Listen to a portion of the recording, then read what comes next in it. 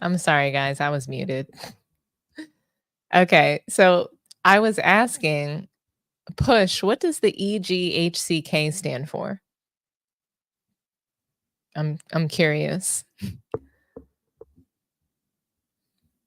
Sorry for those technical difficulties, guys, but welcome back to Sports Tea. Happy Saturday, everyone. I hope that you're all enjoying your weekend so far. And I want to thank you all for hanging out with me tonight. In the meantime, I do want to shout out a couple of the loyal Sports Tea supporters. And I want to just kind of like wait for the room to fill up a little bit. Um, I'll start first with my twin T-Bird, of course. It's not that serious. I hope that your daughter is feeling much better. Both Jeffrey Guyot and Jeffrey Young, Tony Jones, brother Jamil, my guy Push from Harlem. Oh, it's Pusha T's moniker. Okay. I just don't know what the EGHCK stands for. Okay. Chirac Maybach, Funky Town. I hope that you're recovering from that cold. Kelly from California, World Breaker, the little bro, Malik from No Prisoners, Nino, Courtney, Lisa Smith, my girl Josephine, and Brooklyn from Simply Ball Drop-In. And I also want to give a special shout out to Mel and the Man Down Sports crew. We're creating really great content over there. So you can check us out every Friday at 4:30 p.m. Pacific Standard Time or 7:30 Eastern Standard Time. And as you can see from the lineup, we're going to first, jump right into things. We're going to talk about Steph Curry tonight. Before we get into that, if you guys can please smash the like button and subscribe to the channel if you haven't done so already, that would be awesome. Okay.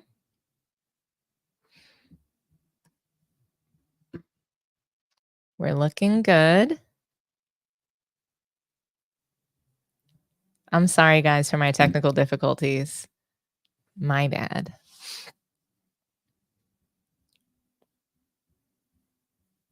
But yeah, there's actually no lineup on my screen. So thank you for sharing that with me. T-Bert, you're the best. So yes, as you guys can see from the lineup, we're going to talk about Steph Curry tonight. I think that there's been, over the years, just a lot of chatter about Steph Curry. Where does he stand in his all-time greatness, right? I think that that's been something that is a debate, and it's been kind of quieted in recent times. I think that the last time we were talking about Steph Curry and where he was ranked, we were talking about him being an all-time greatest point guard. And where was he? Was he the greatest? Was he better than Magic? I remember he went on Gilbert Arenas and he called himself the greatest point guard ever, which I thought was really interesting. But that's what players are doing these days. And Steph Curry, he's been a part of the Warriors dynasty, right? His whole career. And he's seen incredible success with the franchise. The Warriors won 4 titles in an 8-year span. And that's what makes them a dynasty, in my opinion. Just the amount of wins that they had in such a short period of time. Some people would say 3 wins in 5 years is what makes a dynasty. I'm curious to see in the chat what you guys think a dynasty is. But yeah, I mean, the Warriors, they went to the finals 4 straight years in a row, dominating the regular season with the best record ever in 73-9 in 2016. And of course, they famously lost that title that year to LeBron and the Cavs. So this will be Steph Curry's 16th season. He's 36 years old. And after the Warriors beat the Kings on, I think it was October 10th or so, in one of the preseason games, Steph, he briefly mentioned his retirement.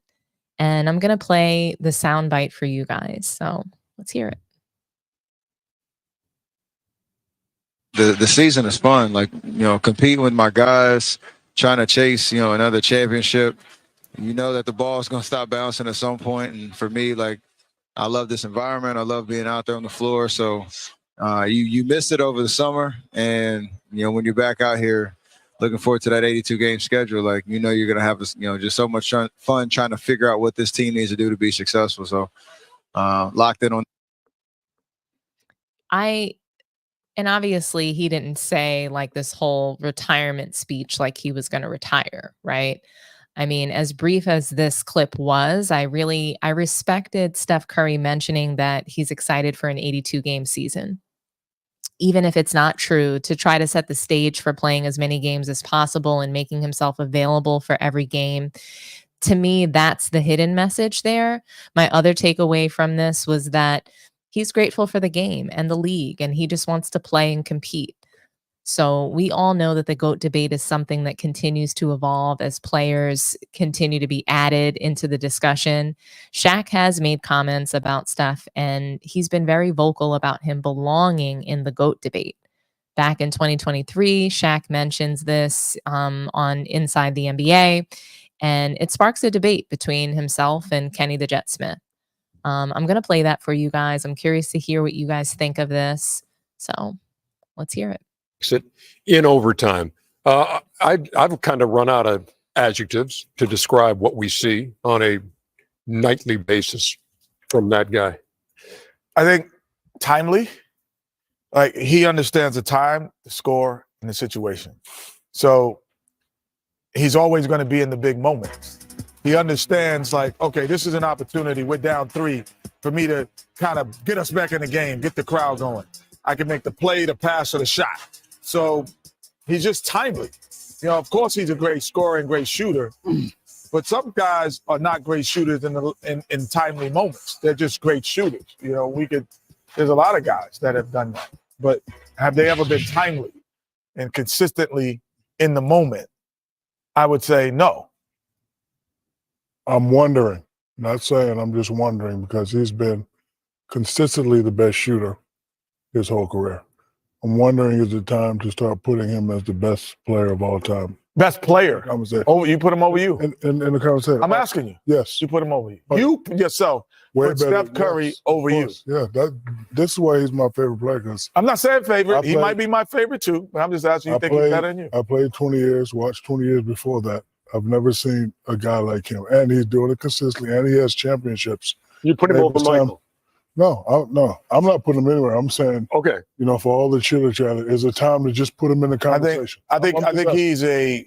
I'm asking the fans, is it time to start putting him in the conversation as one of the best players ever? I'm gonna put it as a fan. I think in terms of position, you could say, is he one of the best in his position that ever play? But I think the one thing that separates yourself, Jordan, LeBron, is the ability to affect the game in so many other areas.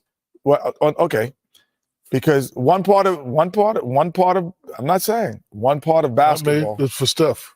No, we have. He's got great teams, and I'm not saying, we're not taking it away from his greatness to say he's. Is it time to put him in the conversation? I'm just asking a question. Yes or no? If you're having the conversation, his name would come up. No. If I'm having the conversation, yeah. As the best player ever? No. Yeah. Not as the best player ever. He can do it all except. No, he's the best position. He might be best in his position. Hey man, he can do it all. No. Listen, his title is solidified. He's the best shooter ever by far. But I'm saying, because of what he's done and how long he's done it, do we put him in that conversation? Because you look at Jordan 6, Kobe 5, he right there. LeBron 4, him. I'm a barbershop talker. Yeah, like, because I can't. Yeah, I'm gonna put myself in the barbershop that you're talking about. He is one of the best at his position ever, without question. So doesn't that put him in the conversation? No. You're saying, okay, so you wouldn't say, well, let's put it in let's put the best shooter of all time in the conversation. No, I know he's not the best shooter of all time. Yes, he might be one of the best point guards of all time. Not just the best shooter. He's not just the best shooter. I know, but you might say that if you're going to say, here's our pool of best player ever. Ever. No, that pool ain't deep. That pool's not. There's not deep water in there. So you wouldn't include the best. There's only like 3. You wouldn't include the best shooter of all time in that conversation. I wouldn't bet we include the best rebounder of all time in that conversation. No. I wouldn't put a statistical category. Who's in that pool? That pool is very thin. Who's in it? Michael Jordan. Got it. LeBron James. Yes. Kareem Abdul-Jabbar. Yes. And then we start reaching. No, you don't reach. Mr. Bean. Who? Mr. Kobe Bean's not in the conversation? He's right. He's next. Then we start reaching. No. Yeah, we start reaching after. Kobe Bean, and I'm saying I think I put Steph Curry in that conversation. I'm just saying, to me, that's the pool to me. Kareem, LeBron, Michael. because they dominate in so many areas. They can have an off shooting night and affect everything that goes in the game. He had an offshoot night in the first half. You saw No. the second half? Defensively, He makes it rebounding, block shots, Come on, Ernie, you just left me. leadership. Effortless. The debate that they were having on Inside the NBA, I didn't think that there was any merit to either side. So Kenny the Jet, I think, had a little bit more to say as to why he didn't think that Steph was the GOAT, but it did feel like he was going too hard to protest that. And it's just Steph being in the GOAT conversation. So it's not about whether he's the GOAT. It's not even about where he should be ranked, but just when we're talking about the greatest players that have ever lived, should Steph be considered? Should he even be in the conversation at all? And so Nick Wright, as you guys know, what does he have, that show First Things First? And then he also has a podcast that he does. He has a YouTube channel that he does with his son or his stepson, and they were talking about this, and he responds to Shaq. And I want to play that for you guys too.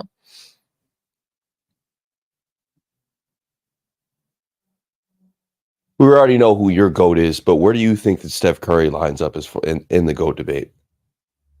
He's not in it. No, He's not in it. No, I mean, but this is why, like, I love Shaq, and Shaq also said he's like Steph's better than I was. We can have that discussion, obviously.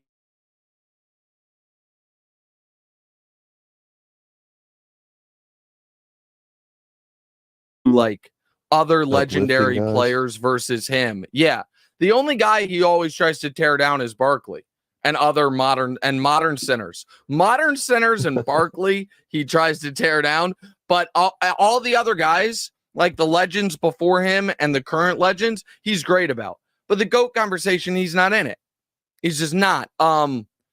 There is so I don't want to spend a ton of time on this because the problem with doing this is, well, he is the greatest shooter of all time. I guess that's a different thing. Yeah, definitely.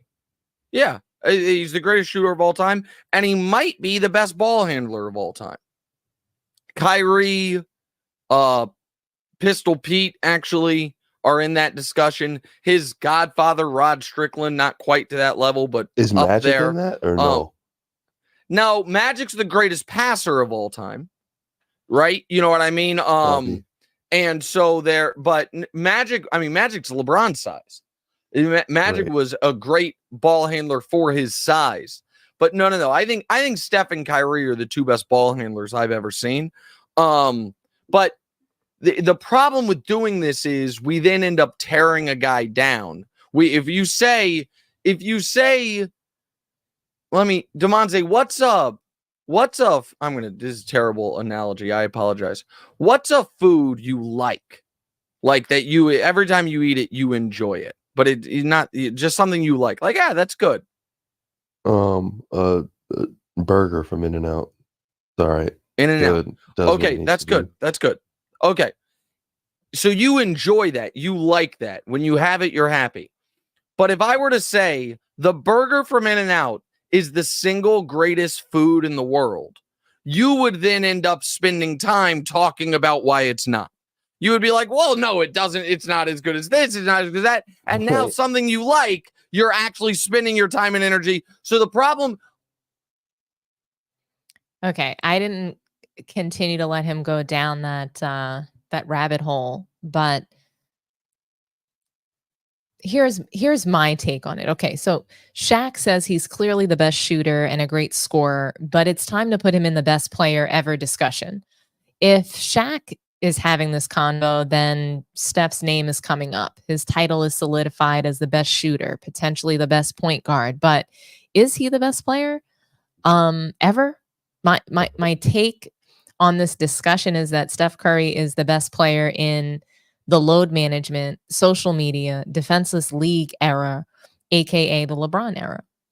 In a league where the physical defense has been removed, if we're talking about any player that came after Jordan retired, then I can say that Steph is the best or should be in that discussion for best player of this generation, of this time. All time, I don't have anyone that played in this era up there. I think Steph is a great shooter. I think he's a great scorer.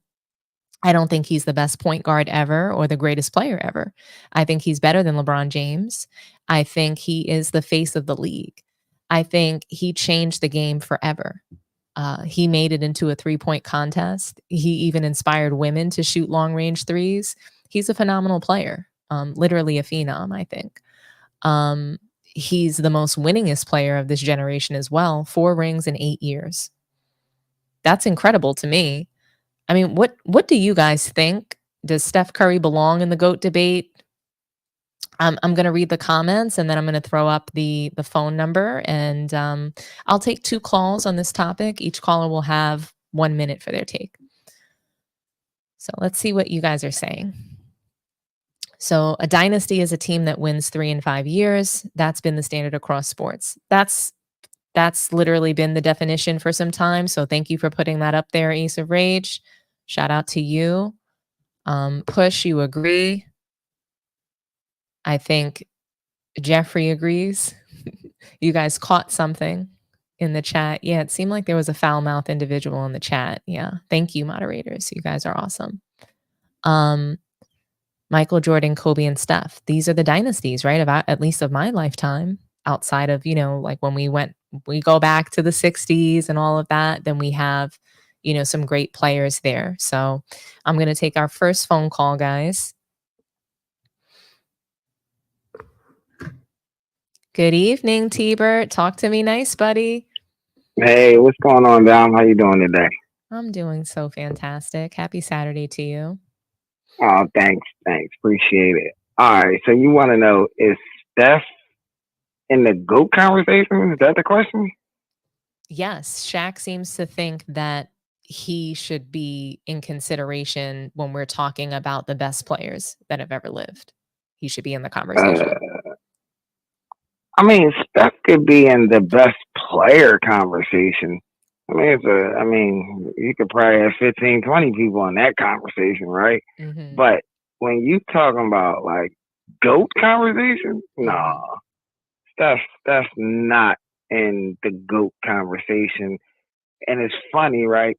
I was caught like being a prisoner in the moment watching the Olympics game when he just went off on that game. Mm-hmm. And I tried to put him in my top 10. I tried to eke him in at the number 10 spot. But I tried and I tried. I can't even get Steph at 10 yet. I got Steph between 11, 16, somewhere around there. But you can get caught in the prison of that moment. And shit, I'm sorry to curse. I tried to put him down at 7, because that performance was insane. But when the basketball purist mind, kicks in and I remove my emotions, right? Then, I got Steph right where I believe he should be ranked. And he's right outside the top 10, somewhere between 11, 16, 17, somewhere around there, right? Somewhere, anywhere between there. But GOAT conversation, absolutely not. Yeah, I agree. I agree. I'm with you on that. I think that I think it's hard for people to understand how LeBron could be in the GOAT debate when Steph Curry and the Warriors have beaten him and his teams 3 times. Oh yeah. How would you explain that for those who have that argument for you? That LeBron is in the.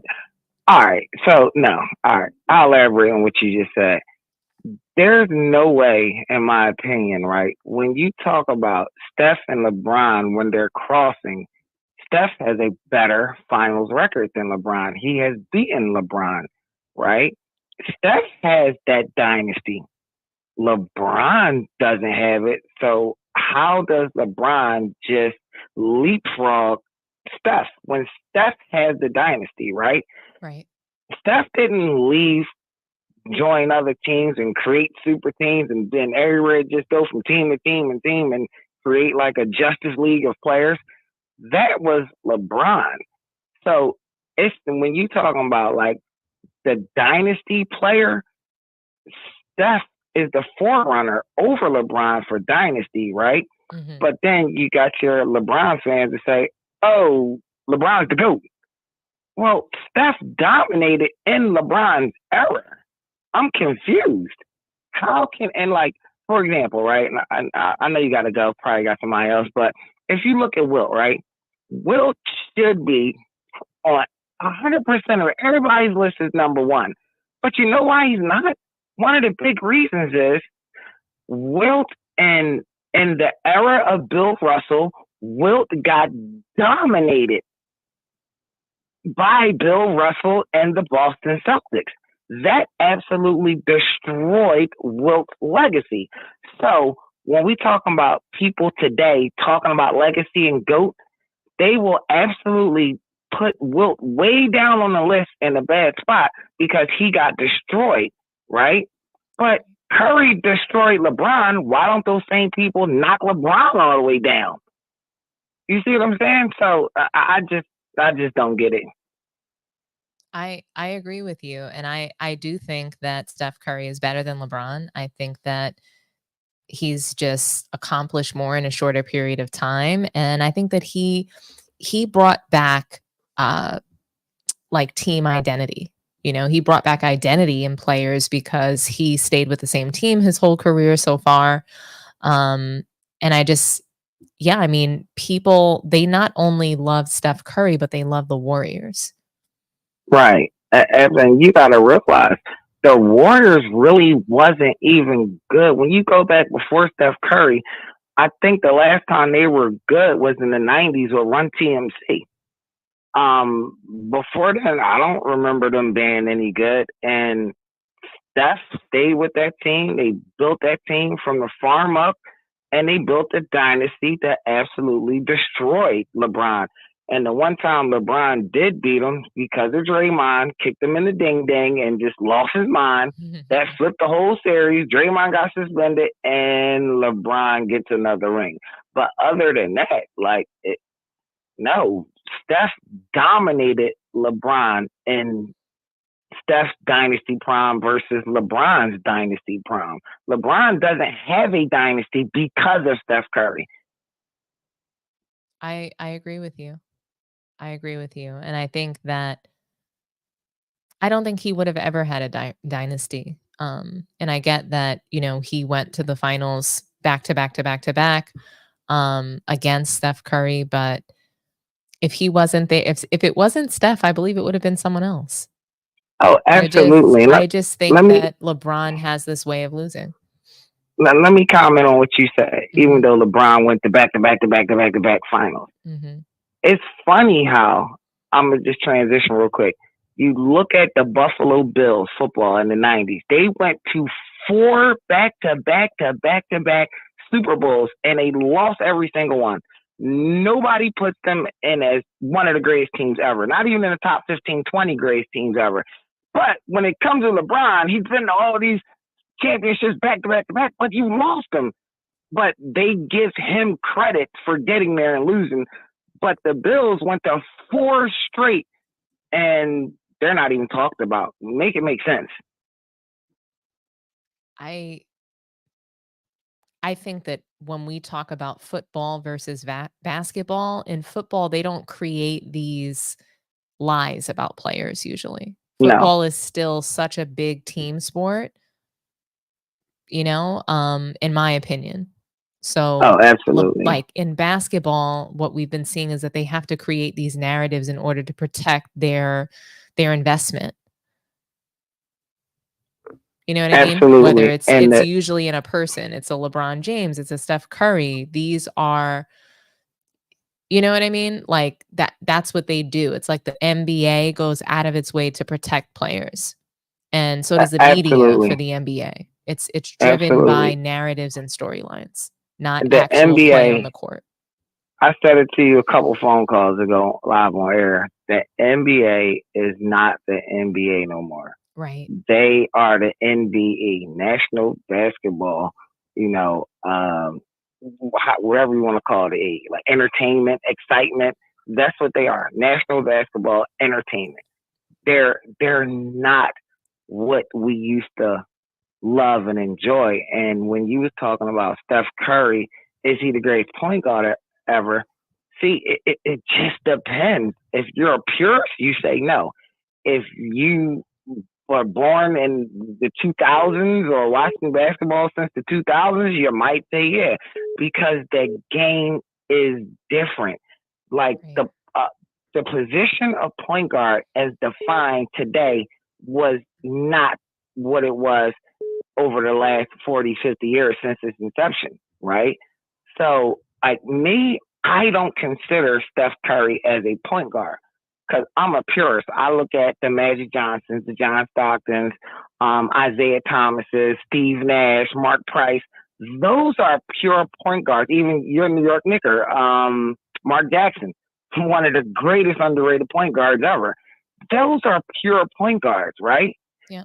And for all the young listeners in the chat, so a point guard by definition, when you was growing up the right way and playing position basketball, not just positionless basketball, a point guard role was and defined was like this. Point guard brings the ball up half court, protects the ball, has high assist to low turnover ratios, runs the offense, put everybody in place, and he has to know every single offensive set. And when he's open, knock down that jump shot. And that's what it was. A point guard back in the day was not taking 20 shots. A point guard did not lead your team in scoring. Right. But today is just different now. So, and I think that there's a place. Changed. I think that there's a place where point guards can score as well. I think I'm fine with that, but I do want to see all positions on the floor being utilized. So what happens when a point guard is not playing in their position is they're usually taking someone else's job, right? And then it's just a domino effect.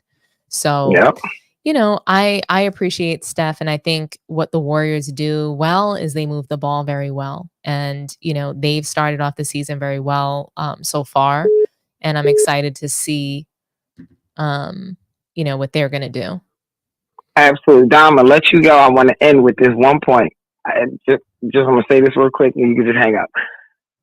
It's not on none of your points. I don't know if you saw the Denver game. Russell Westbrook is unplayable. That's all I want to say. You only got to comment on it. I just wanted to plant that seed in your head, okay? I know. Honestly, he should have been out of the league, in my opinion.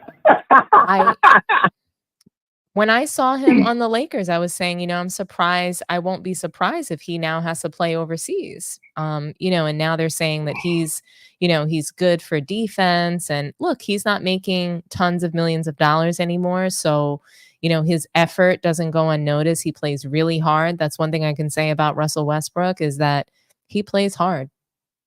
But yeah, he plays hard. He's just awful on offense. He is super low IQ. He's out of control, turnover machine, brick city, can't make a good decision to save his life and out of control. I know. Denver Nuggets, what are you? Are you really trying to get another ring? No, you're not. Definitely not. We knew Denver that they're done. We knew. They're done. Yeah, we knew when they didn't repeat last year that it was fake news. No. Yeah. All right, I'm gonna let you go, Dom. All right, T-Bird. Get somebody else up in there. Okay. All right, thank you. Talk to you. All right, bye. All right, guys. I have time for one more phone call. We will continue to read some comments before we head over to the next topic. Looks like we already have another caller. Caller from Ohio. Talk to me nice. Hi, Dom. My name is David, and I'm actually from Akron, Ohio. Hi, David. Nice to hear from you. Nice to finally call in, and this is my first time calling in. I really appreciate your show. I really appreciate your viewpoint. Thank you. Thank you so much. I wanted to comment on the Steph Curry. If at this point be considered the greatest of all time. In my opinion, I wouldn't put Steph Curry as the greatest of all time. I certainly would consider him to be the greatest shooter of all time. I know there's been a lot of great shooters, Reggie Miller, Ray Allen, Allen Houston. There's been a lot, but I think Steph Curry has, changed the game in terms of that. I think you were commenting on the distance that he shoots and his impact even on women's sports. But I wanted to comment on what Shaq was saying about Kobe Bryant. I'm a huge Kobe Bryant fan. And I feel like I kind of agree with what Kenny said as far as the greatest of all time being Michael, Kareem, and LeBron. I wouldn't put LeBron as the greatest of all time. And again, I am from Akron, Ohio, and people probably would be looking for me. It's interesting. if they How knew do I people felt that way. feel? Well, how do people feel? Were you guys upset when he left in 2019 for the Lakers, or did you feel like, hey, he returned home to us in, what was it, 2014, and he brought us a ring in 2016? I'm happy. Did you feel good about that? Well, first and foremost, I'm not a Cavaliers fan. Okay. I'm actually a Los Angeles Lakers fan. Okay. Prior to LeBron going to the Lakers. Okay. But I think the large majority of people, particularly in the Cleveland area, kind of felt the same way they felt when LeBron went to Miami. They kind of felt like LeBron turned their back on them. Obviously, LeBron is from Akron, so I think individuals in Akron support him a little more than Clevelanders. Mm-hmm. So honestly, I was kind of, it kind of struck me as he was moving on to pursue things outside of basketball, honestly. And I don't have a problem with that. I wasn't really surprised that he went to play for the Los Angeles Lakers. Yeah. But yeah, in terms of LeBron being the greatest of all time, I don't subscribe to that at all. I'm 41 years old, and I was able to see Michael Jordan win some of the championships in the 90s, and I just literally cannot understand how people compare LeBron and Michael Jordan to one another. It's like two different beasts. Yeah. I argue with people all the time about this. I think a lot of it is wrapped up in emotion. But I am going to see the Cavaliers and Lakers play next Wednesday. That's awesome. I hope you really enjoy the game. Shout out to you for flying. Oh wait, that's going to be in Ohio, so you're going to be that's right going at to be home. in Cleveland. Yes, ma'am. And So now you get to see Bronny and LeBron come back home because Bronny's still going to be on the road with them during that time. I'm going to tell you something funny, Dom, and then I'm going to let you go, but because I know you have a show to run. I text messaged my cousin who's going to the game with me, and I said, "Cuz, if they put Bronny in, we leaving early."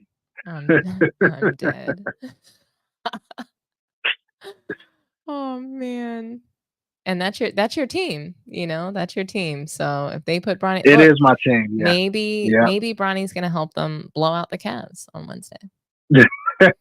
Look, they've won. They're 3-0 right now, so you should be very proud of your team. JJ's making some good decisions, it seems, and LeBron is playing off the ball. AD looks like the best player in the team. This is what should be happening for the Lakers. So this is a really good thing. Yeah. Yep. Well, thanks for taking my call. Thank you so much for calling in, David. I'm so happy that you did, and please call in again sometime. I will, certainly. Thank you so much. Thank you. Have a good night, okay? Bye-bye. Alrighty, bye-bye. Yeah, you too. All right, guys, we're going to move on to the next topic.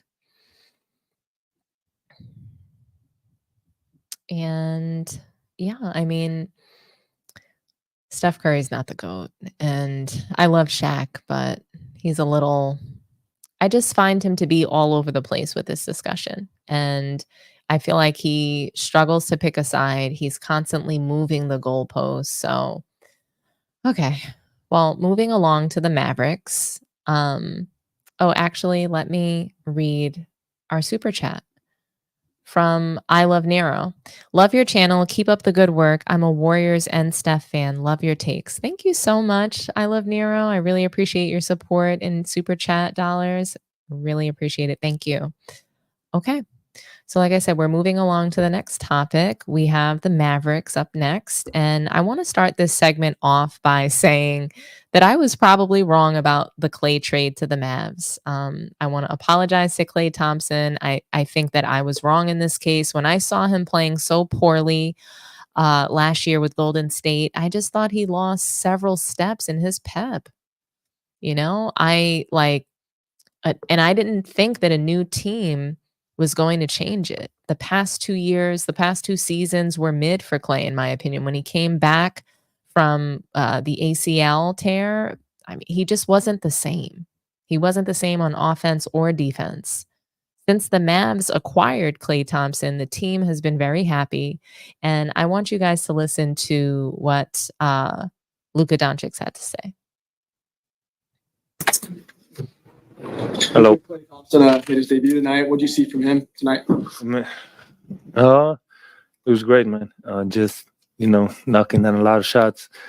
And he was moving out there. He played great defense too. So I'm just glad we got him. To play with a guy like that. I mean, it's easy to play with a guy like that. It makes your life easier. You got to find them. That's what I say. That's what I'm saying. It's makes my life and Kai's easier. Makes the whole team's life easier. It's a lot of space. So great. You mentioned Klay's defense. Yours was pretty noticeable out there as well. What were you feeling on that end, the impact you're trying to make? Yeah, I mean, I played terrible. But, it's the energy. The vets pick up. Me, Klay, and Kai, we're the vets of the team. But, big energy. My first game in, 4 months. So I was tired. One of those threes you hit Klay on, he's wide open on the wing. As soon as you pass it, you just start running back. What are you thinking there? I'm thinking it's going in. Simple. He had so much time, he had to take one dribble. He told me so. But like I said, playing with him makes my life easier, so I'm happy. Luka, the three of you guys didn't have the preseason together, but that being said, I know it's a long season, just one game, but just how do you feel about the way you guys played tonight overall?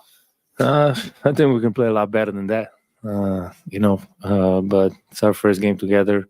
It's going to get some time to get used to it, which is normal for everybody. So, but I'm really excited for this season. Having to play with those two guys, it's fun.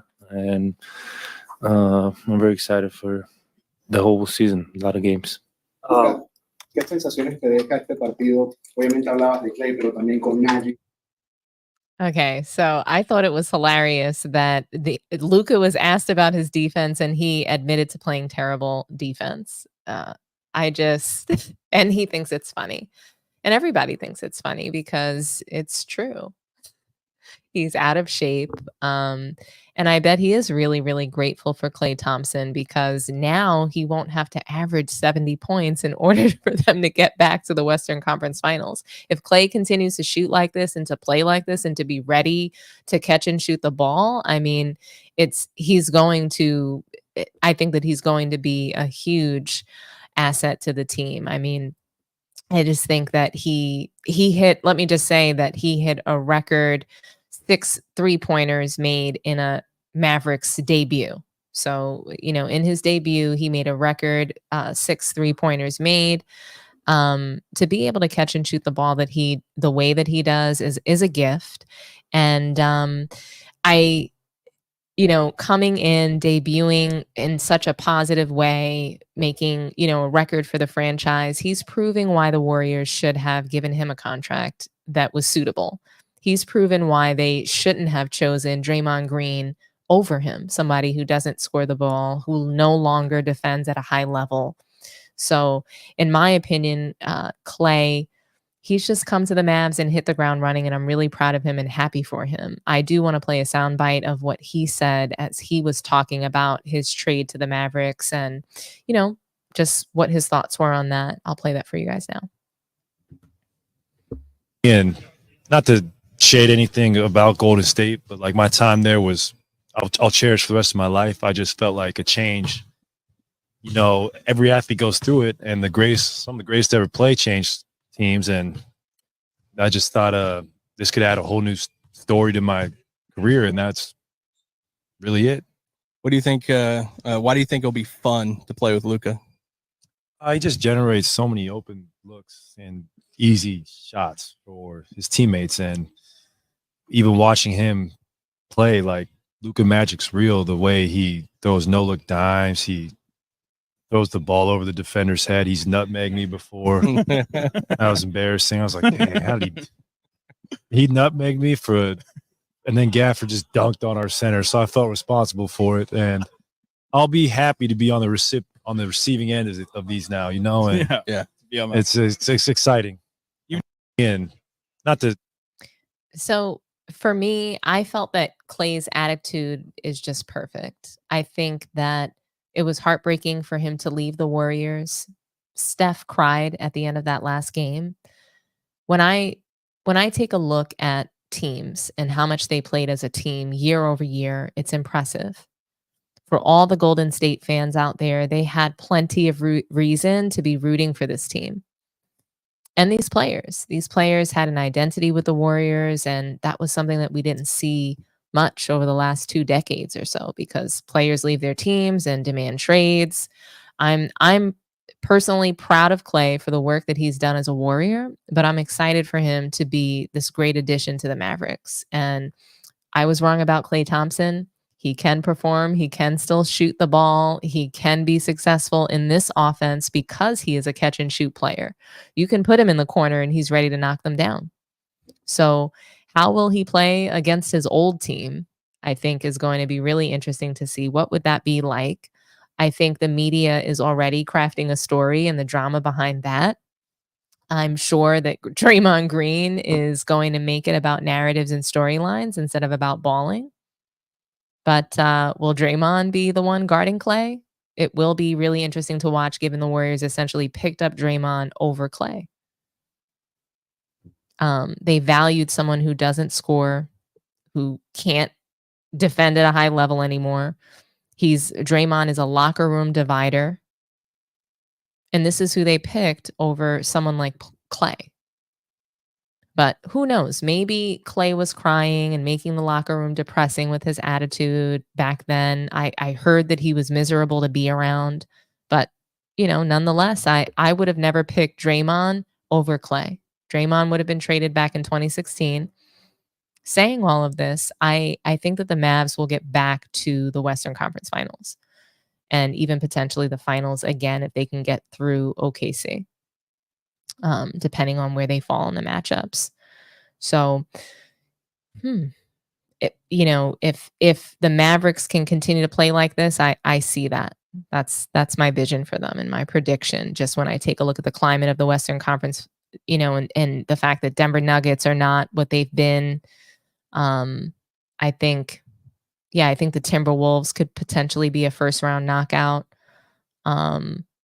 But what do you guys think? How do you feel about Klay alongside Luka and Kyrie? And do the Mavericks, do they have a good chance of going back to the finals? Let me read the super chats and some comments, and then I'll open the phone lines. So from Nino, Action Jack Jackson, Dom, how did Curry dominate LeBron when KD was the best player on the team? And the first year when they won, Love and Kyrie got hurt in game 2. I think that that's a really good question. I do actually think that the Cavs would have won in 2015 if Kevin Love and Kyrie didn't get hurt. And then, fast forward to when Kevin Durant joined the team, I think you're right about that Kevin Durant was the best player on the team. I think that both Steph Curry and Kevin Durant are better players than LeBron. I don't think I'm trying to think, what does LeBron do better than Steph Curry? Bum rush the lane? If LeBron James was the same height and size, physicality as Steph Curry, I don't see LeBron James being a better player than Steph Curry.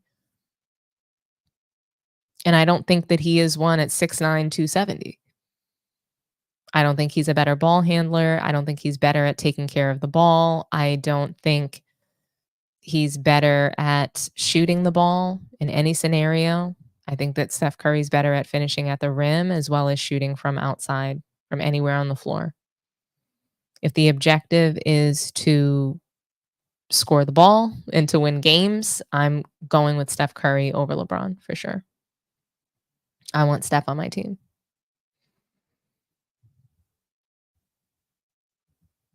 But I am going to read some other comments. So let's see what's happening in here. What's happening in the room? What are you guys chatting about?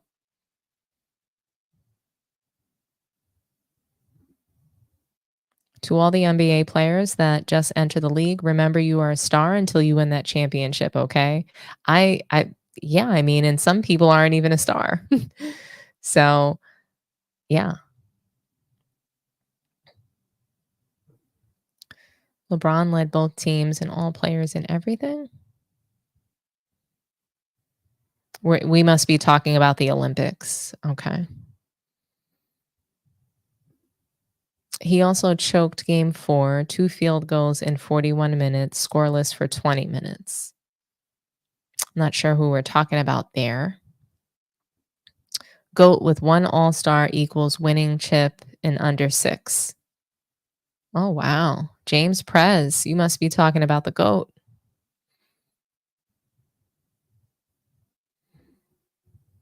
Let's see. World Breaker.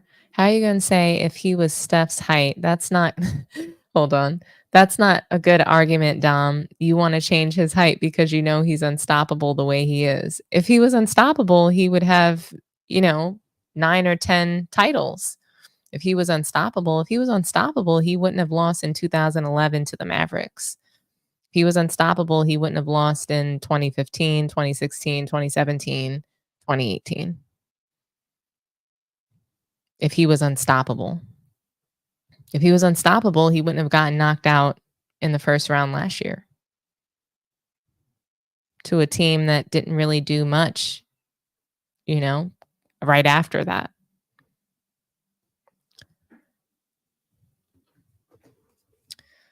All righty. We're going to take another phone call, team. Another phone call. Hey, T-Bert.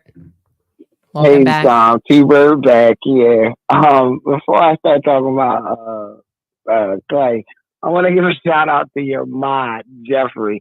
He said the funniest thing in the chat. What happened? I can't keep up. I'm keeping up on it. You said, what would LeBron be if he was Steph's height and weight? Jeffrey put in there, he'd be Bronny. Oh man, I want to give him more credit than being Bronny. But yeah, I mean, when you knock LeBron down to Bronny's height, that's the player that he is. He would be Bronny. Yo, that's Literally. So funny. All right, to the topic. Klay. I'm a Klay fan, right? Mm-hmm. I got a special place in my heart for Klay, and I'll send you the picture one of these days. Klay took some time out and spent some time with my son and took pictures with him and everything when Golden State came to Philadelphia and played the Sixers. I took him on a court and he met Klay. And That's so awesome. I'm always rooting for Klay. Klay can never do nothing in my eyes wrong. I'm just biased. But he performed very, very well. Just off the top of my head, I think he shot 6 for 10 from the 3. He shot 60%. And look what his presence has done to that team. Whenever he was shooting the 3, Luka would turn around and just go down the other way. He wouldn't even look. He knew it was good. So he's bringing something very special to them. He's bringing a winning mentality to them. And he's going to show them how winners practice and prepare and how their mentality should bring. But in return, Dallas is giving him something that he didn't have his last year, which is they're giving him a morale boost. They're giving him the confidence. They're giving him the love that he needs, nothing but positivity. And they're telling him, just play your game. It's no pressure on you. You don't have to be the first scorer or second scorer, just play your game. So he's playing free like a kid all over again.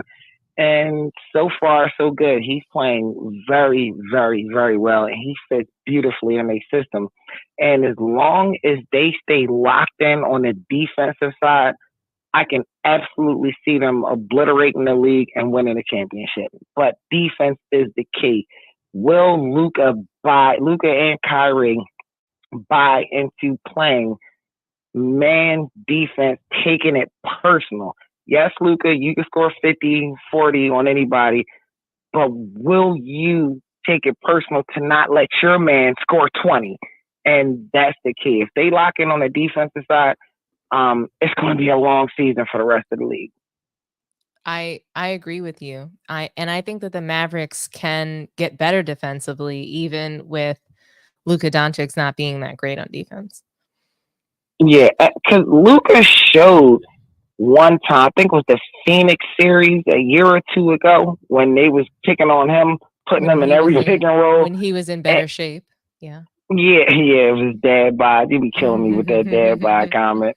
But yeah, he can play D when he wants, but he just has no desire because you just don't have to in this league, But I think Luka's going to be fine. But if Luka's the leader, the team will go as he goes. If he gets in the defensive stance, gets down on the ground and try to lock people up and dive for balls and give it his all, the team will follow. Luka's very young. I love that Klay is there as an old head to teach him how leaders should lead. And if you lead the correct way, we will follow. And I think they are on a cusp of really making a run at the championship this year. I couldn't agree more. I think that they can definitely make a run. I think that they're going to have some challenges, and that is going to be Luka's defense and his ability to remain in the game. So the way that the Celtics were able to get him fouled out in the finals, that just shows really bad defense, because that the refs, there were so many more fouls that they didn't call on him just for him to stay in the game. So the fact that he fouled out, that really means he probably had 10 to 15 fouls that game. And I'm so glad you brought up the elephant in the room that we didn't address. Keyword, you said refs. Luka needs to shut the H up talking to the refs and complaining, because refs are going to start to take it personal against you. And I think they're going to start. They did in the finals. He was throwing tantrums. That's what I was about he to looked say. Like a baby. They're going to ramp up their emotions against Luka in the playoffs and especially the finals. Knock it off. Leave those refs alone, right? No refs are perfect, but you complain about every single thing. Shut up, be a leader, play your game, leave the refs alone, and I think they'll be fine. And another thing, long as they don't have their two centers playing that stupid drop coverage defense, it's the worst defensive philosophy ever in a 5-out league.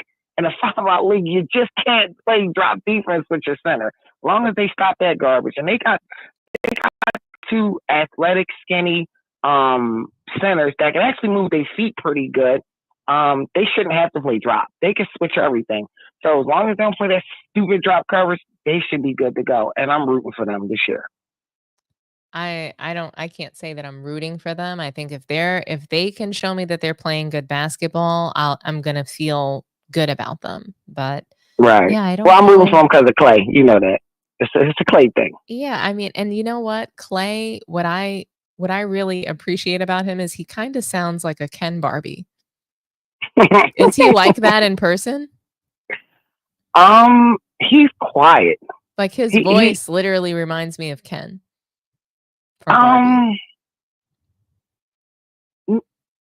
It was so long ago. I really don't remember. I just remember he's kind of quiet, kind of stoic. You know what I mean? I guess because he don't know us. You know what I mean? Yeah. But he was he was just super great to my son, like super, super great.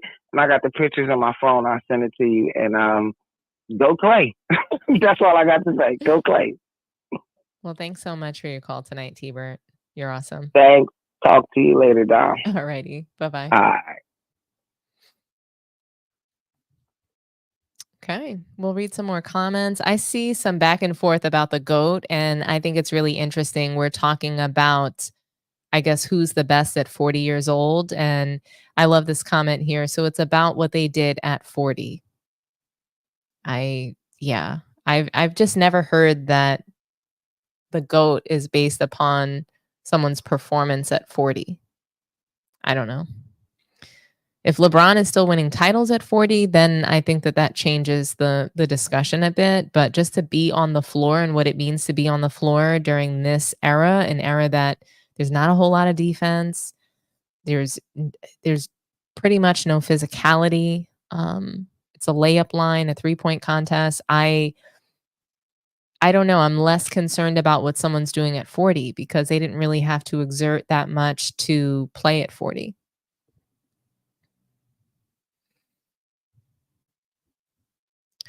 LeBron scored 11 of the Cavs' 18 fourth quarter points and got the block, FOH. So, I think that LeBron had a fantastic series, but, and I hear and I see you comparing LeBron to Michael Jordan, and I notice that, you mentioned when did Michael Jordan lose Pippen or, someone like that during a series and still win a title. He didn't, but he also didn't have a co-star scoring 40 plus in any series, in any game alongside him.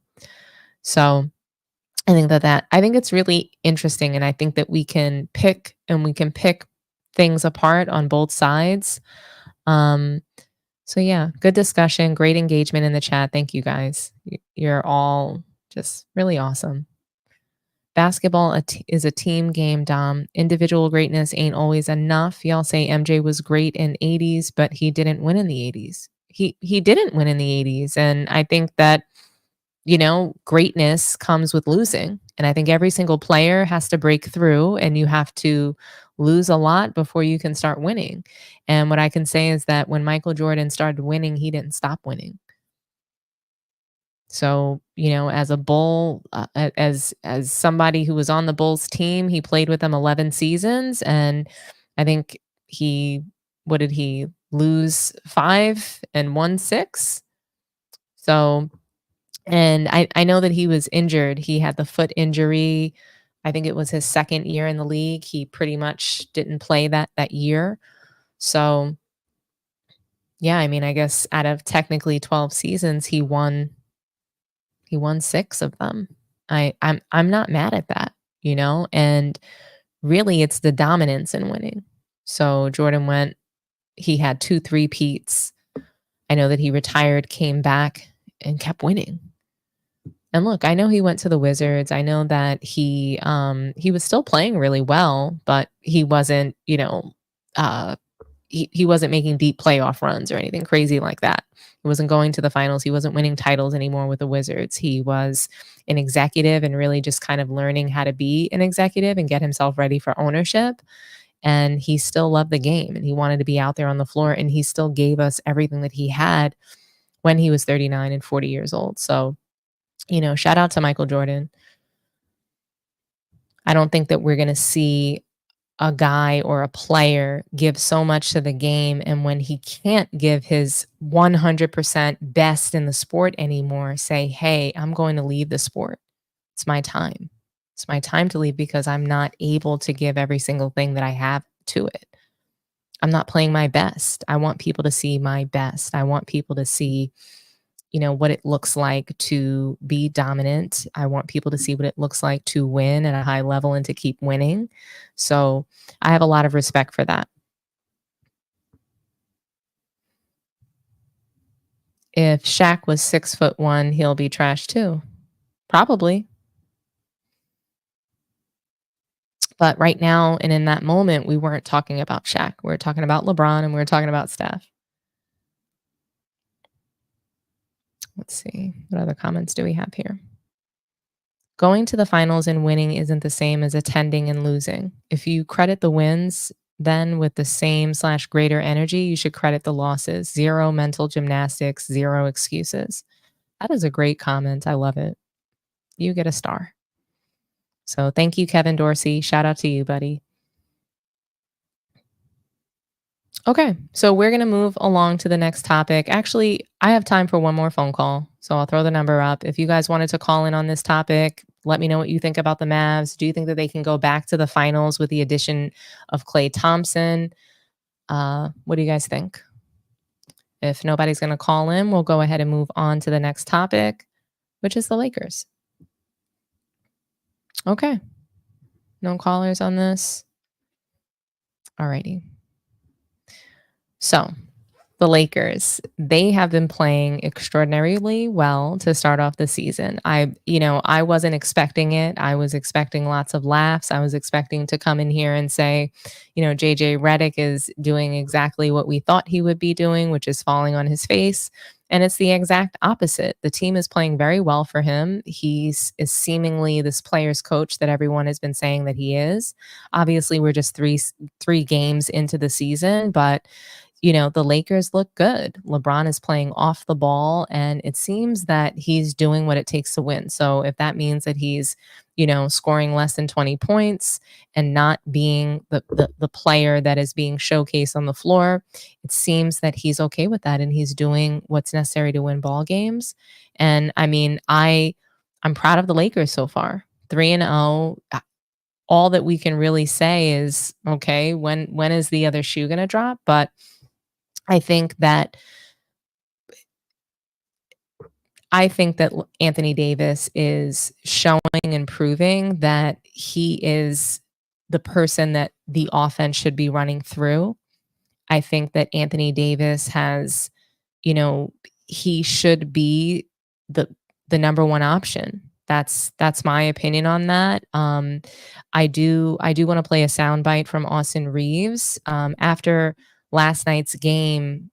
They played against the Phoenix Suns, and Anthony Davis, I mean, it looked like they were going to lose to Phoenix. They were down by 22 points. They came back. Anthony Davis was nothing short of heroic in that game. And like I said, I think that he proved why people are calling him the best player on the Lakers. So let's listen to what Austin Reeves has to say.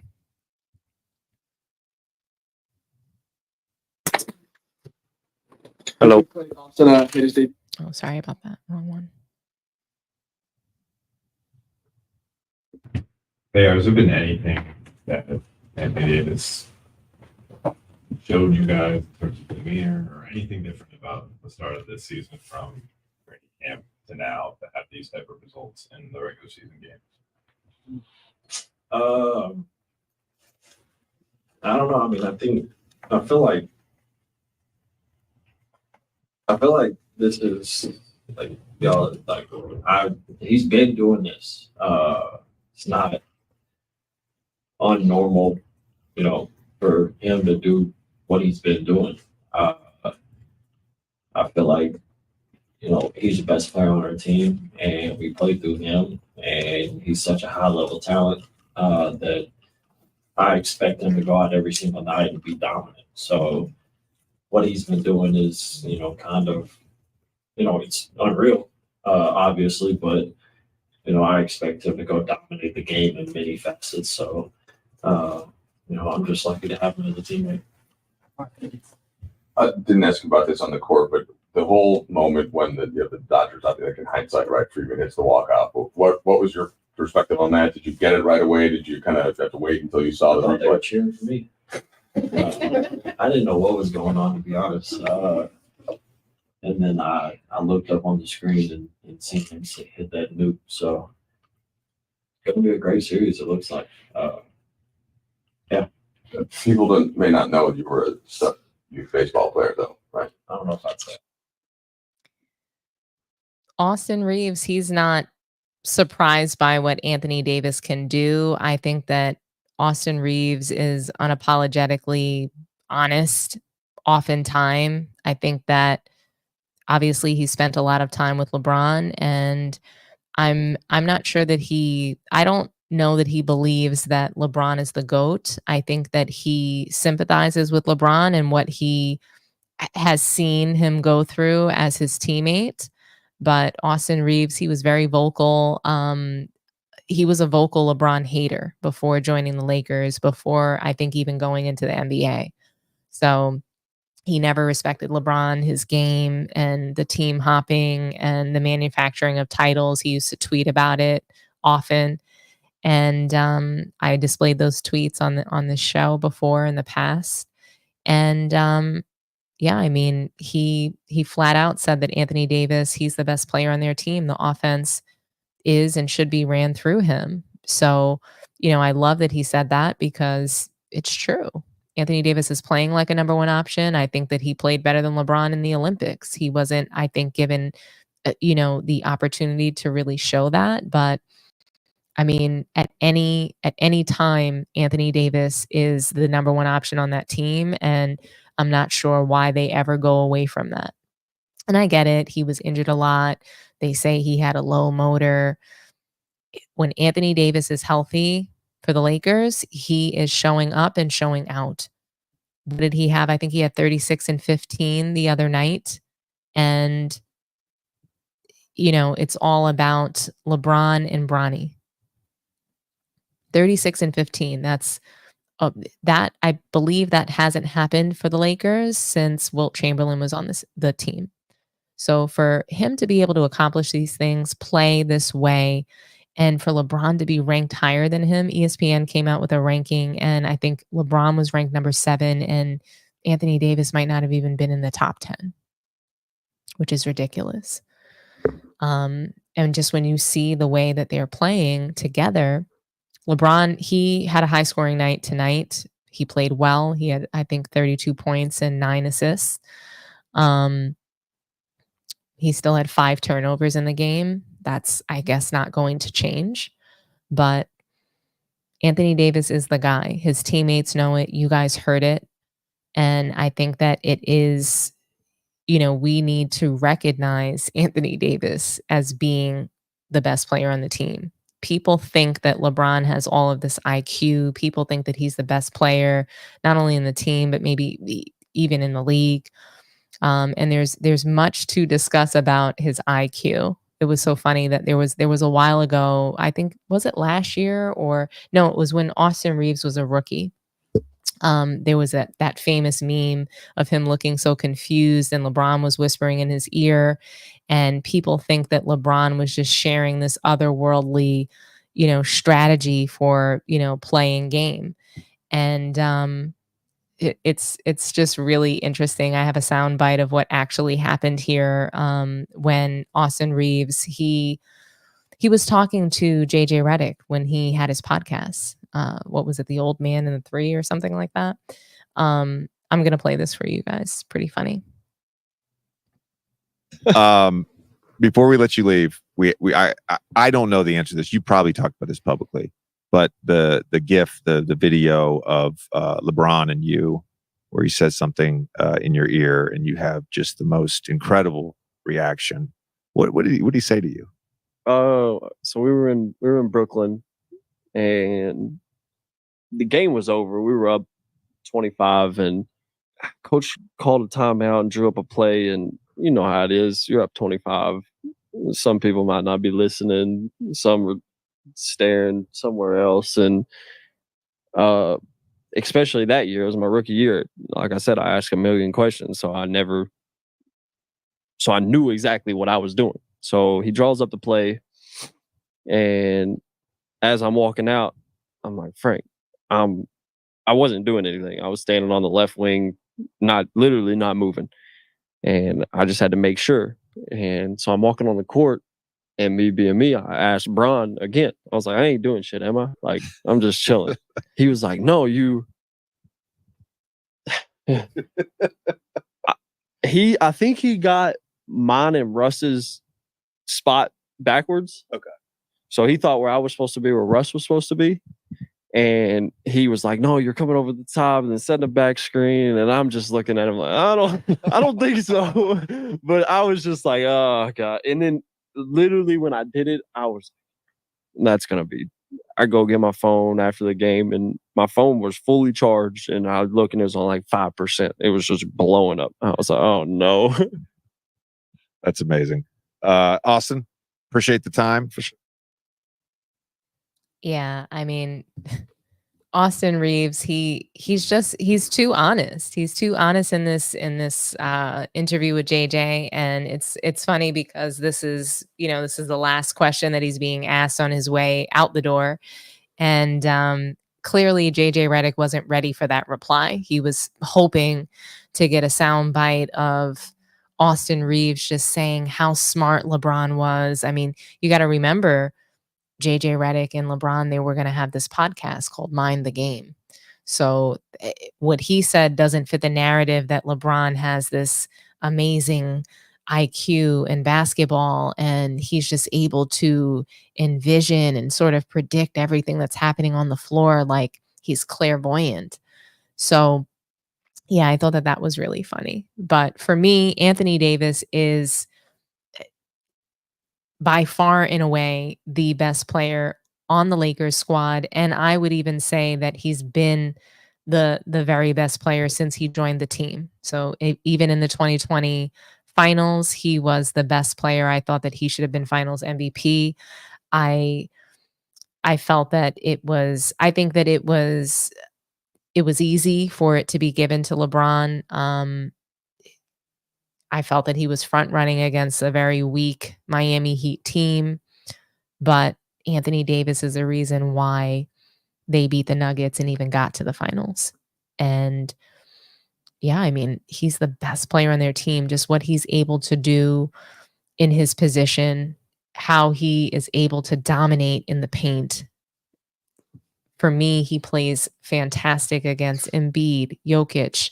He is really great. And he hasn't been given his flowers. In fact, he's been blamed pretty much every season when the Lakers lose. So I am curious to hear what you guys have to say about Anthony Davis. I am going to, read some more comments. I'm going to put the number back up on the screen. We do have we have a call that I'm going to take.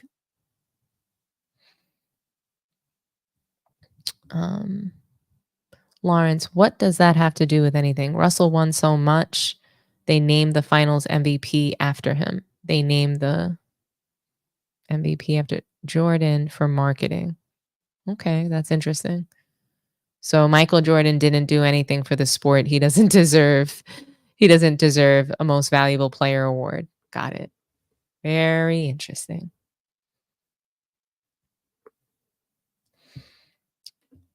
Dylan from North Dakota, talk to me nice. Hi, Dominic. How are you? I'm so good. How are you doing today? Good, not too bad. You brought up the Lakers topic, so I want to chime in on that. Absolutely. Although there's 3-0, all three games have been at home, and all three games have been kind of close. I thought last night they should have lost, but man, when you're giving Austin trash Reeves those flopping calls, he wouldn't get those calls on any other team. Only the Lakers he's getting those calls. Should have lost that game, but I thought they'd lose at least one or two of these three games. But I feel like because they're in the same boat as all the other teams except Denver. Denver has their number, although Denver is struggling, which kind of pissed me off because I hate the Lakers so bad because of LeBron. And Denver, I can't. I think that the way the Lakers are playing, they're going to beat the Nuggets. I really do. I think they'll beat them this year. I think that they'll collapse in the postseason at some point. Even if they make it back to the final, even if the Lakers get to the finals, I don't see them winning the title. But yeah, I agree with you. The free throw disparity is there. That's not going anywhere, and teams need to figure out how to overcome that. Phoenix had horrible turnovers. Bradley Beal should be traded, in my opinion. He never should have been placed next to Kevin Durant. Right. He's just not meant to be a visible player, in my opinion. Right. And last year when Nick Wrong was comparing or saying that Austin was a better third big threes than him. I mean, you should take that personally. You have to, and then just destroy Austin Reeves next time you played him. But everything was falling in the first half, and then second half I was watching the Yankees play, turn it back to the game afterwards, and I'm like, crap, what the hell just happened? But yeah, KD is way too soft with the ball. That's what I hate about him. He's got so much talent. If he shot the ball every possession, that team would never lose a game. That's how aggressive you got to be, selfish you got to be, and that's what I don't like about him. But again, with the Nuggets, I feel like they know Nuggets can beat them. But right now, Nuggets got to get some shooters. I don't know what Calvin Booth is thinking right now. He let go of their four of their best players off the bench really these past 2 years, especially losing Caldwell Pope this year. We all knew that was a big mistake. But he never picked up any shooters. Klay Thompson would have been a perfect fit with the Nuggets. How many open looks he would have gotten. And I do like him with the Mavericks because now he gets even more open looks with those two penetrators, Kyrie and Luka. But once Nuggets, I'm hoping, pick up some pieces. They got to trade Peyton Watson. I don't think he brings any value, but they got to pick up some shooters. And I think once they do, Denver should beat them again. But again, they feel like they can beat any team in the West except the Nuggets. It's because they don't have an answer for Jokic, I feel like. But the shit is scaring me, to be honest, because I hate them so much. And they're 3-0. Try not to have too much hate in your heart. Try to look through the lens of, hey, I want to see good basketball, Try not to hate him so much, because hopefully LeBron's career will come to an end, and who knows, who knows if we'll ever see someone that can bum rush the lane like LeBron. I don't know that we will. Right, and the only reason I don't like him is because of just how narcissistic he is. I just can't stand that about him. I argued with a couple of people on Instagram couple days ago, and they said he's not arrogant, he's confident. I'm like, what's the definition of arrogant and confidence then? It's like, you can't be stupid if you don't think he's arrogant. That's not confidence. But yeah, it's so hard for me to like him as a basketball player just because of the person he thinks he is. Yeah. The basketball player. He's just so arrogant. It just rubs me off about the wrong way. I totally but get it. They play Phoenix on Monday, I think. So hopefully they'll lose that game. And then hopefully Phoenix will learn. They're just out here losing games. They look horrible. The turnovers are they're just so bad. But I agree. I wish you happy, I wish you just a happy spirit as you're watching. Okay. I appreciate that. I'll try my best. But no, I don't hate him Dylan. as a person. Just as a basketball player, I don't like him. But yeah, I don't want to take up too much of your time. Thanks for taking my call. And Thank you for calling have a great in. rest of your night. And so, You absolutely. too. Have a good night. Alrighty, you too, Take care. Dylan. Bye-bye. Thank you.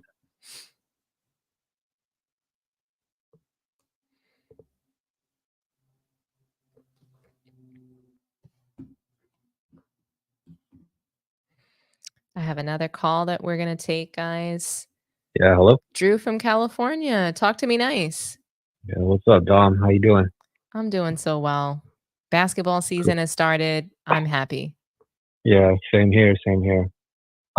What's the current topic right now? Are you still on the Lakers? Yeah, right now we're talking about the Lakers. Do you think that Anthony Davis is the number one option on the team? Do you think he's the best player for the Lakers currently? Yeah. So like, I think I used to tell people this before. Like, I used to say that when Anthony Davis is healthy, he's the best two-way player in the world. Like, the things that he does for their team on the offense and defensive end, I don't see anybody else in the league that can do that when he's healthy and he's playing. And honestly, like, I think the Lakers, they might end up having to rely on the play-in tournament again and be like a 7th or 8th seed. But I think because, in my opinion, and I could be wrong, but the Western Conference, outside of OKC, Minnesota, Dallas, and maybe Denver, the rest of the West doesn't look that strong to me. So Right. it's possible that, if JJ Redick, if he can bring some consistency where they have the Lakers have a consistent rotation, and everybody on the team knows their assignment, and they have some kind of identity, and AD's doing his thing, continues to be their best player. The Lakers could probably end up in like the 6th seat, maybe 5th seat. Yeah. So No, I think so that it's they're going to appear like a contender this season. And I think yeah, JJ even mentioned that, the Lakers, the front office had no expectation for them to win a title this year. And I think that they're going to get so close that he looks like a hero. So if there's no expectation, then anything that you do looks great. yeah, and like it'll be it's going to be interesting to see how this all plays out. But I wanted to also ask you a question related to the NBA, Sure. just to get your thoughts on it. Go right ahead. So what do you think? Like, what if Pat Riley becomes the NBA commissioner? How do you think that would look? I think that would be awesome if he was the NBA commissioner. I don't think that it'll happen. NBA is very insular. And Yeah. so, Pat Riley, I don't think that he's in that's sort of like society, if that makes sense. So it's very Yeah, I got it's you. very familial. Do you get where I'm going with this? Like Yeah, there's yeah. certain owners who own teams, and there's only kind of like one group of ownership in the NBA. And there's only been one kind of NBA commissioner. So I'd Yeah. love to see Pat Riley be the commissioner, but I don't see that happening based on his background. Yeah, it's just something I was thinking about, because like I was like, damn, I wonder how the culture would change if he was in charge. But It's yeah, just that's a good point. it's very institutional. You know what I mean? Yeah. Like when you take a look, there are certain demographics that own teams and a lot of demographics that don't, right? Yeah. The other question I wanted to ask you, because I wasn't able to tune into your last live.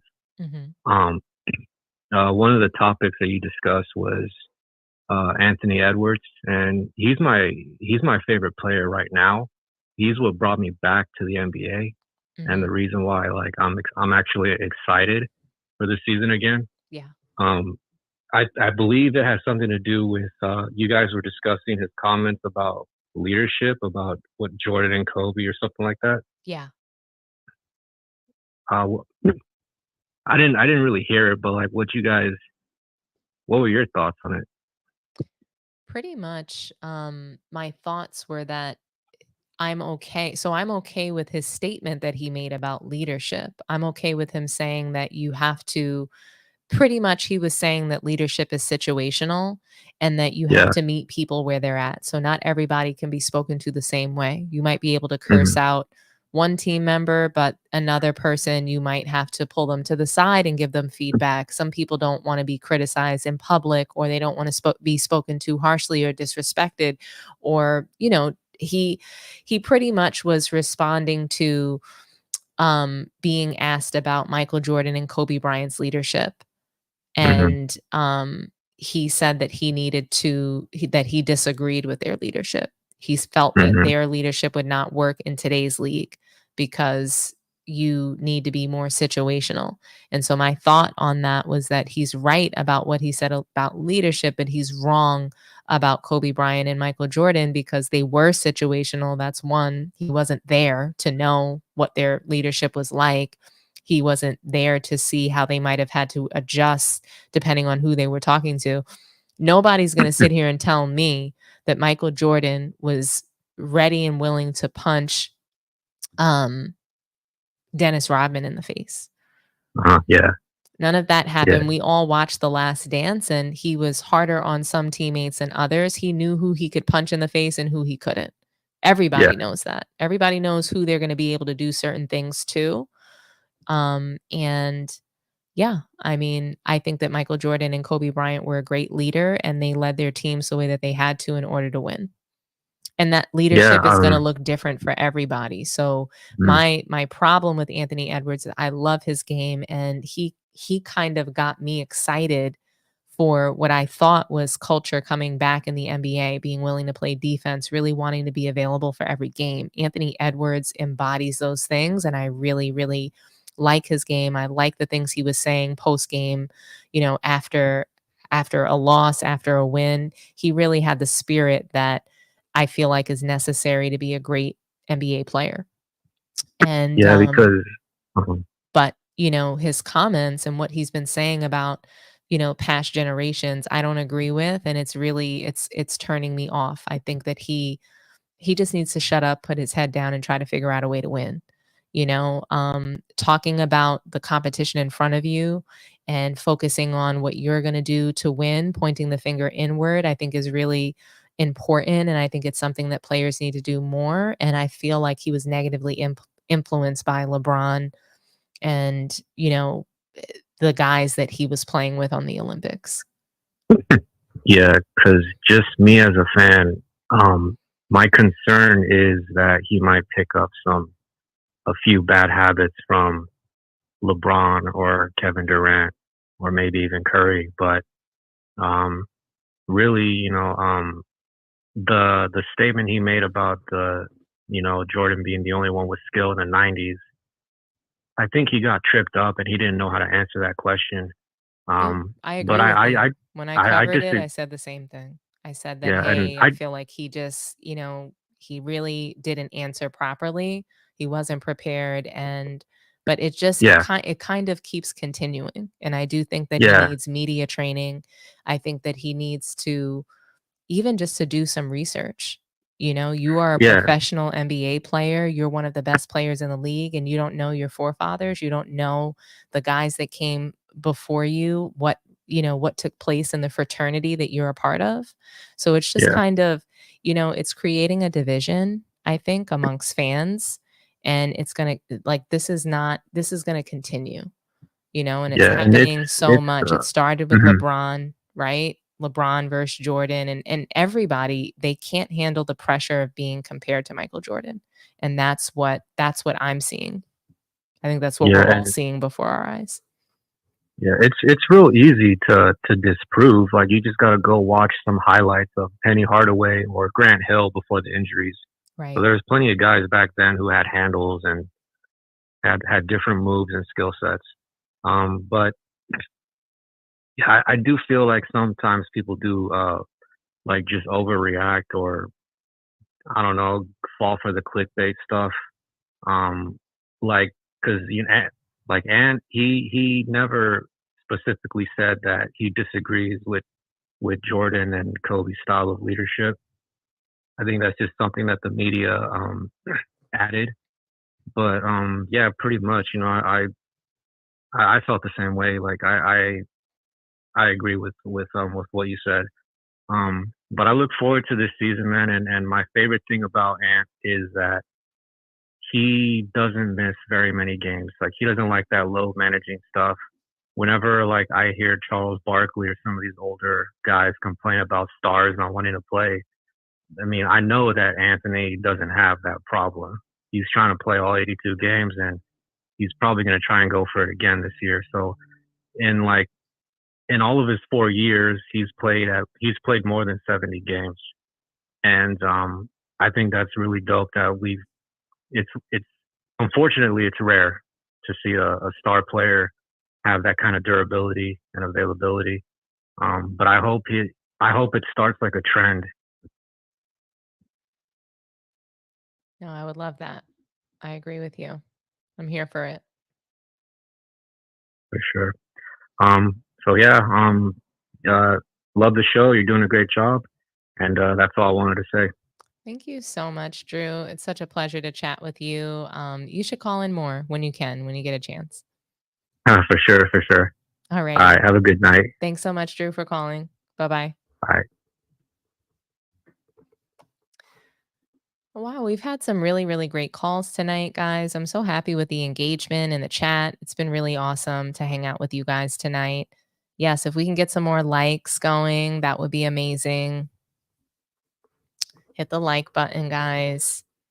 I'll read some more comments. Oh, actually, we have another caller. So, Alexander, talk to me nice. Hey, good evening. You up late? I know. I'm sorry. No apologies. You're fine. Yeah, this is great stuff. You have a good late night voice. Yeah, pretty cool. Soothing. Thank you. Well, I'm really happy that you were able to join us tonight. It's always a pleasure to have you. Thank you for holding me down in the chat and all that good stuff. But yeah, I mean, do you think that Anthony Davis is the best player on the Lakers? Is he the number one option? You know, what do you envision happening with the Lakers this season? Anthony Davis has always been the best player. Even in their first, like his first arrival there before the season shut down for COVID, they were the best team. They were the number one seed, and I think it's because they had Anthony Davis more than LeBron James being on the team. Because we've seen LeBron James with the team, and I believe he underachieved with that young team with Lonzo, Ingram, Clarkson, et cetera, all those young guys that are excelling in other places right now. Yeah. But Anthony Davis got there, and it just seems like he is the centerpiece for their championship more than LeBron would be in any year. And just to say they finished out the season in 2020, my barber's from LA, been cutting my hair for 12 years, and I'm looking at him saying, dude, Anthony Davis is on some Kobe stuff. Like he hitting fadeaways, baseline, he's D'ing up, pause. No, I mean, But he looks really good out there. yeah, and what I also thought was what was missing from the Lakers during that juncture was just another big to absolve him of being the five, to give Anthony Davis more energy and space to operate, which I think Rui helps that. I think Rui is a good five, but not a great five, and not a true five, but enough of a five to absolve Anthony Davis of labor. And I think LeBron could help absolving Anthony Davis of labor if he stops playing defense, kind of like his son, lethargic and palms up. If LeBron would just put more energy on the defensive end, they'd be a different team. But Anthony Davis, he covers up a whole lot of what the Lakers lack on defense. And that's what a big does for, at least a good big does for championship teams. Like I believe they were early in the year where I remember I called in earlier on another show where I gave you all their numbers run down. And you got two guys putting up 16, and you got Anthony Davis giving you 25, 12, and 2, over 50% for the field. LeBron giving you 25, 7 to 7. Rui's damn near a double-figure player. So it's like, I think you got Spencer Dinwiddie. Do they still have Spencer Dinwiddie? I don't think they have Spencer anymore.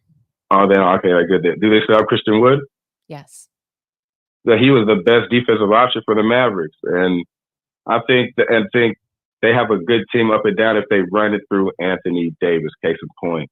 Yeah. And it only makes sense. What did you think about tonight's game? Amadou Sek, he's asking us to talk about tonight's game.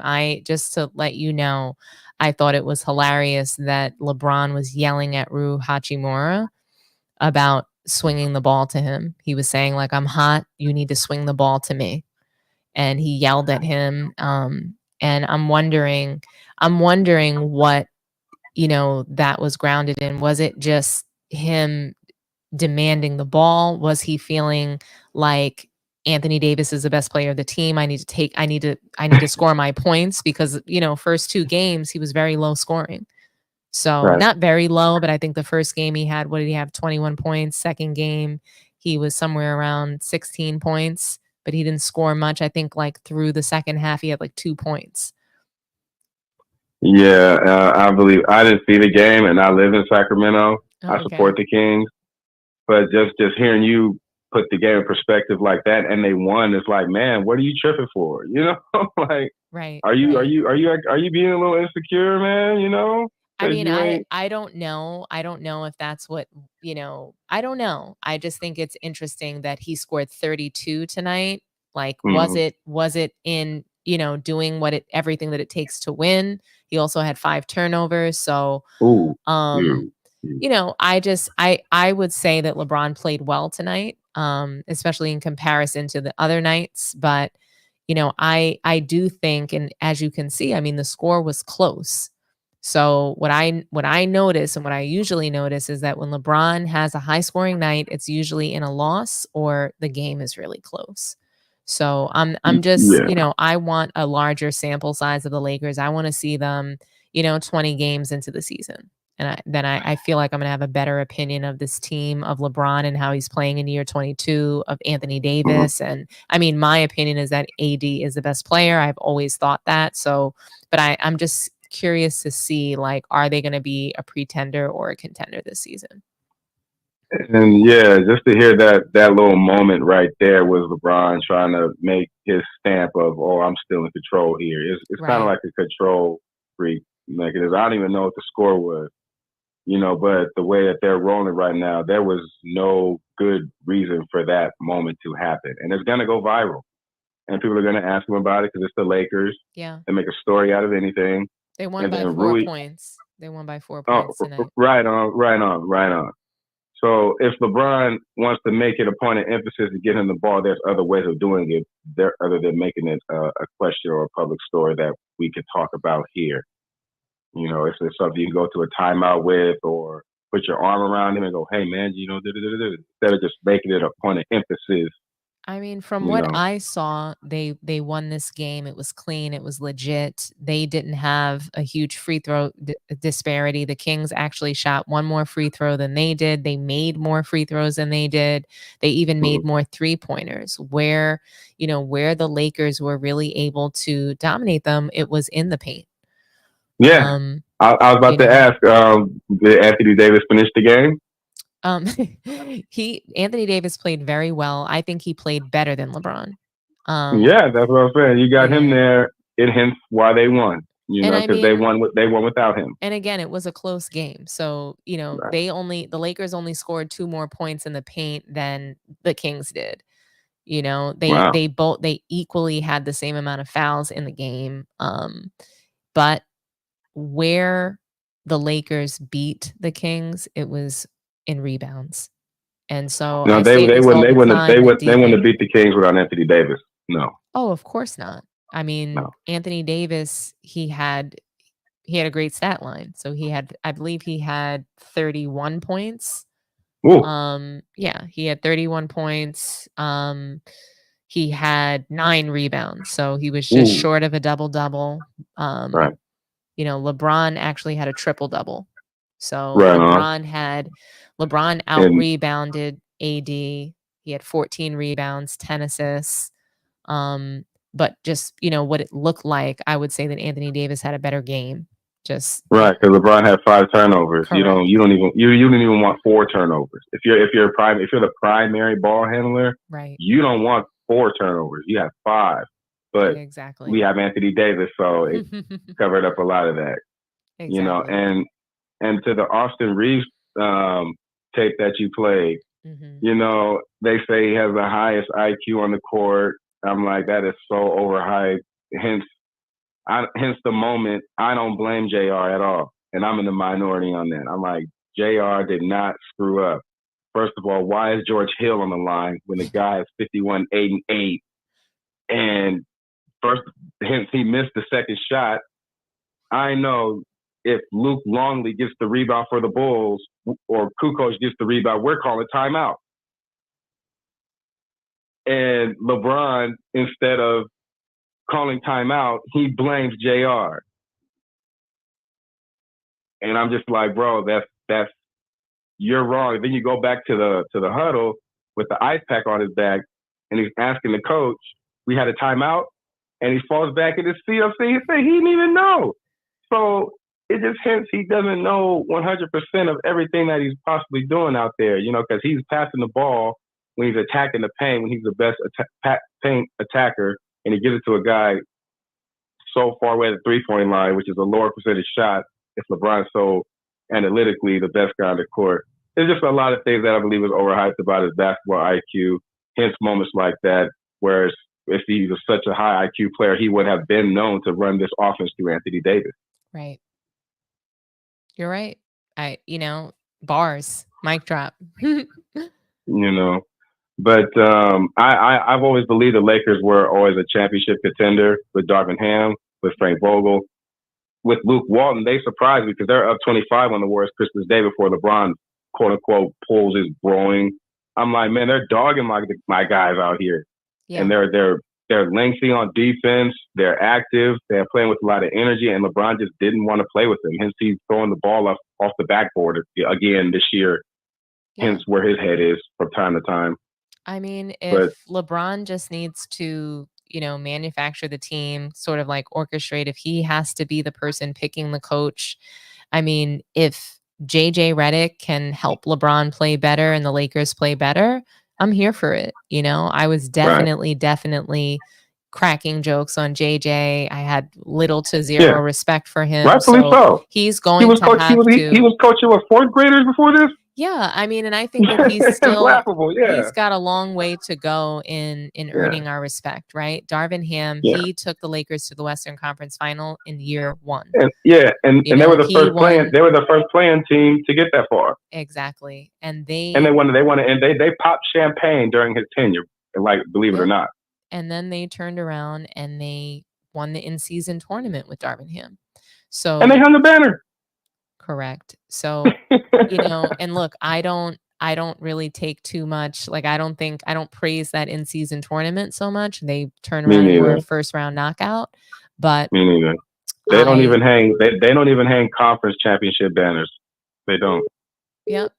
It's definitely different. And like one more thing is like LeBron's problem is like he doesn't buy in to the coaches eventually after a while. He always comes with the new coach. He always comes out with a new energy. So it doesn't shock me that the Lakers are where they are 2-3 games in. But with LeBron uniquely falling out of the primary reason why they're here is going to make this a very unique situation. And I'm cool with him being cool with Bronny going to the G League because let's just get the truth out there already, which is a whole nother topic, the next topic, but I'll let you get to that later. But I just believe LeBron has to buy in.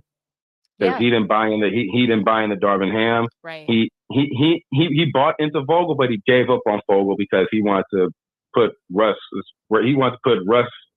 responsibility on Vogel instead of where it should have lied, which is where LeBron was the primary reason why Russ was there in the first place. So LeBron, it was up to LeBron to figure out how he fits into the offense because Frank Vogel has the defense on lock, hence the ring.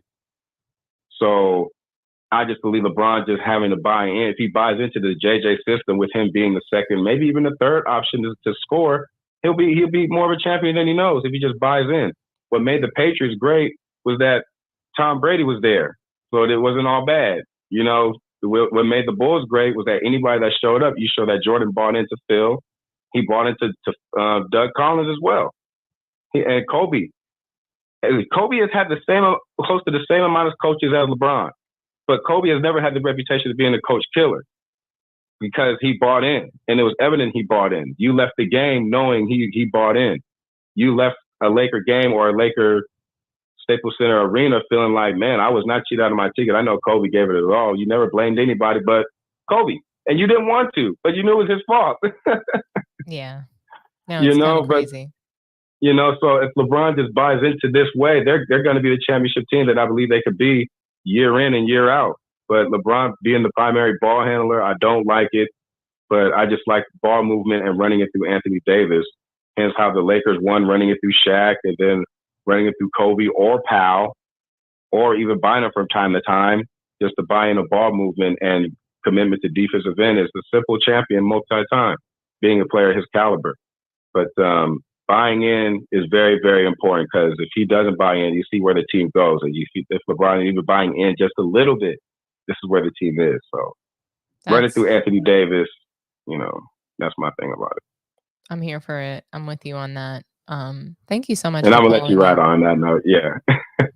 No, great call. great call. Really love your commentary. Thank you so much for calling in. Thank you for holding me down in the chat too. For sure, Dominique. Anytime. Keep doing what you're doing. Thank you so much. You have a good night, okay? You too. Alrighty. Bye-bye. Okay, guys, I guess we're gonna move. We're gonna move to the next topic. We're gonna talk about Bronny James. As you guys know, he's quote unquote being sent down to the G League. Bronny is going to be splitting his time actually between the South Bay Lakers, the G League team, and the Los Angeles Lakers. So what that says to me is he's likely just going to be playing in nationally televised games, which it's just, I don't know. I think that we're going to have the pleasure of seeing Bronny on the bench.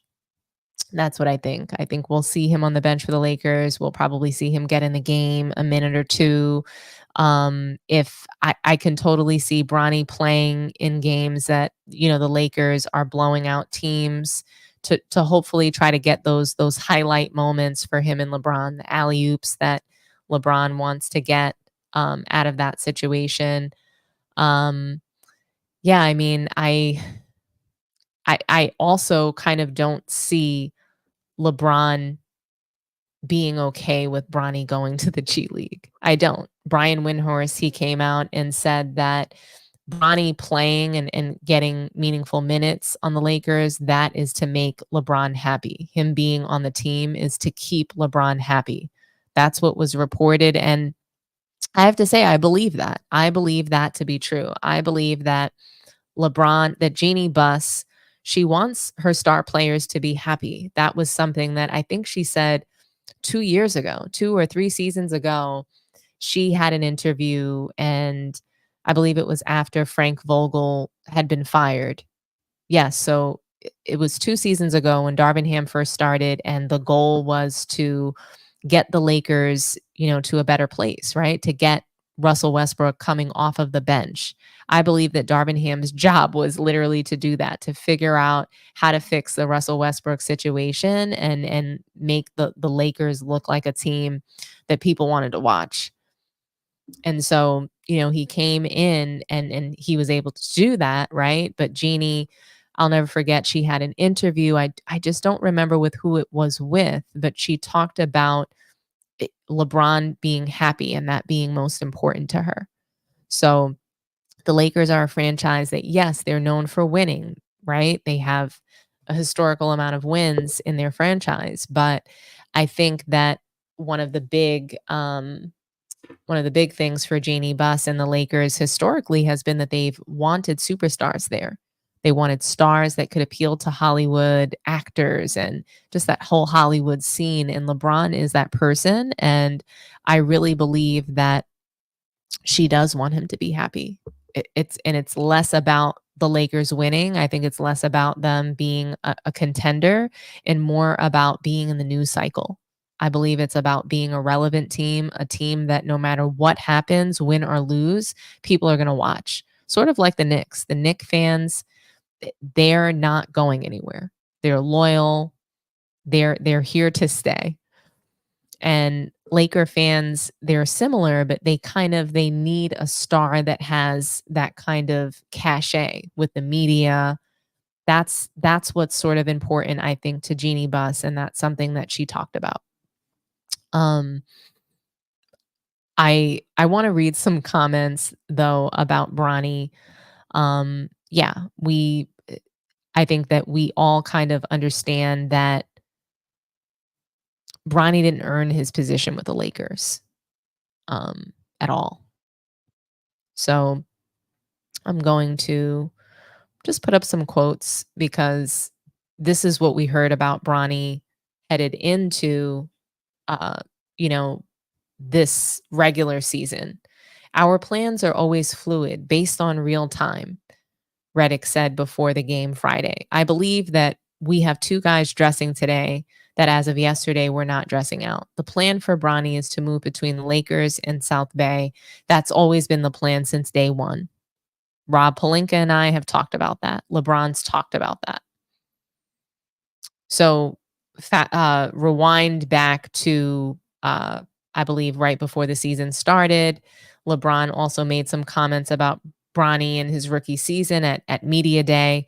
And he says, I'm just looking forward to seeing him continue to grow as a basketball player, no matter if it's here with us or if it's down with the G League team, and him continuing to get better and better.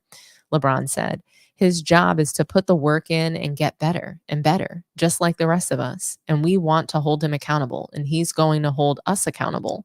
And if we all do that, we all get better because we're all one team. We're a reflection of the South Bay. South Bay is a reflection of us. I thought that was interesting, primarily because you have Bronny, who I'm curious as to how a rookie or someone in the G League gets to hold them accountable. I've never really heard of that. I'm wondering who on LeBron's team right now is holding him accountable. Who's holding him accountable to those 5 turnovers tonight? They won the game, so it doesn't really matter that much, but accountability, really, LeBron? So then so JJ Redick joins the mix, and he goes, he also has some comments about Bronny, and he talks about Bronny's trajectory and I guess the game plan for his development. And he says, for us, prioritizing player development, we view Bronny as like case study 1 because his base level of feel, athleticism, point of attack defender, shooting, passing, there's a lot to like about his game. This is what he said in July. And as we sort of build out our player development program holistically, he's going to have a great opportunity to become an excellent NBA player. Interesting.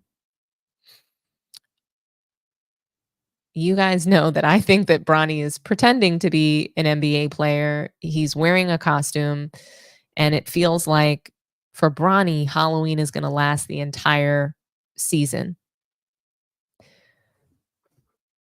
But I am curious to know, what do you guys think about this? What do you guys think? Is Bronny, is he going to play in nationally televised games for the Lakers? Is that what's splitting his time between G League and, the Lakers regular team look like? Or are we really not going to see or hear of him again? I'm betting that he is going to play in games that are televised nationally. I'm going to read some comments for you guys. I am curious to know what you think, if he is in fact going to play in more regular season games. Do you think he'll play against teams like Toronto or perhaps Houston? And by the way, I think that Houston is going to be out for blood. Ime Udoka does not like LeBron. And definitely has something that he wants to prove to him.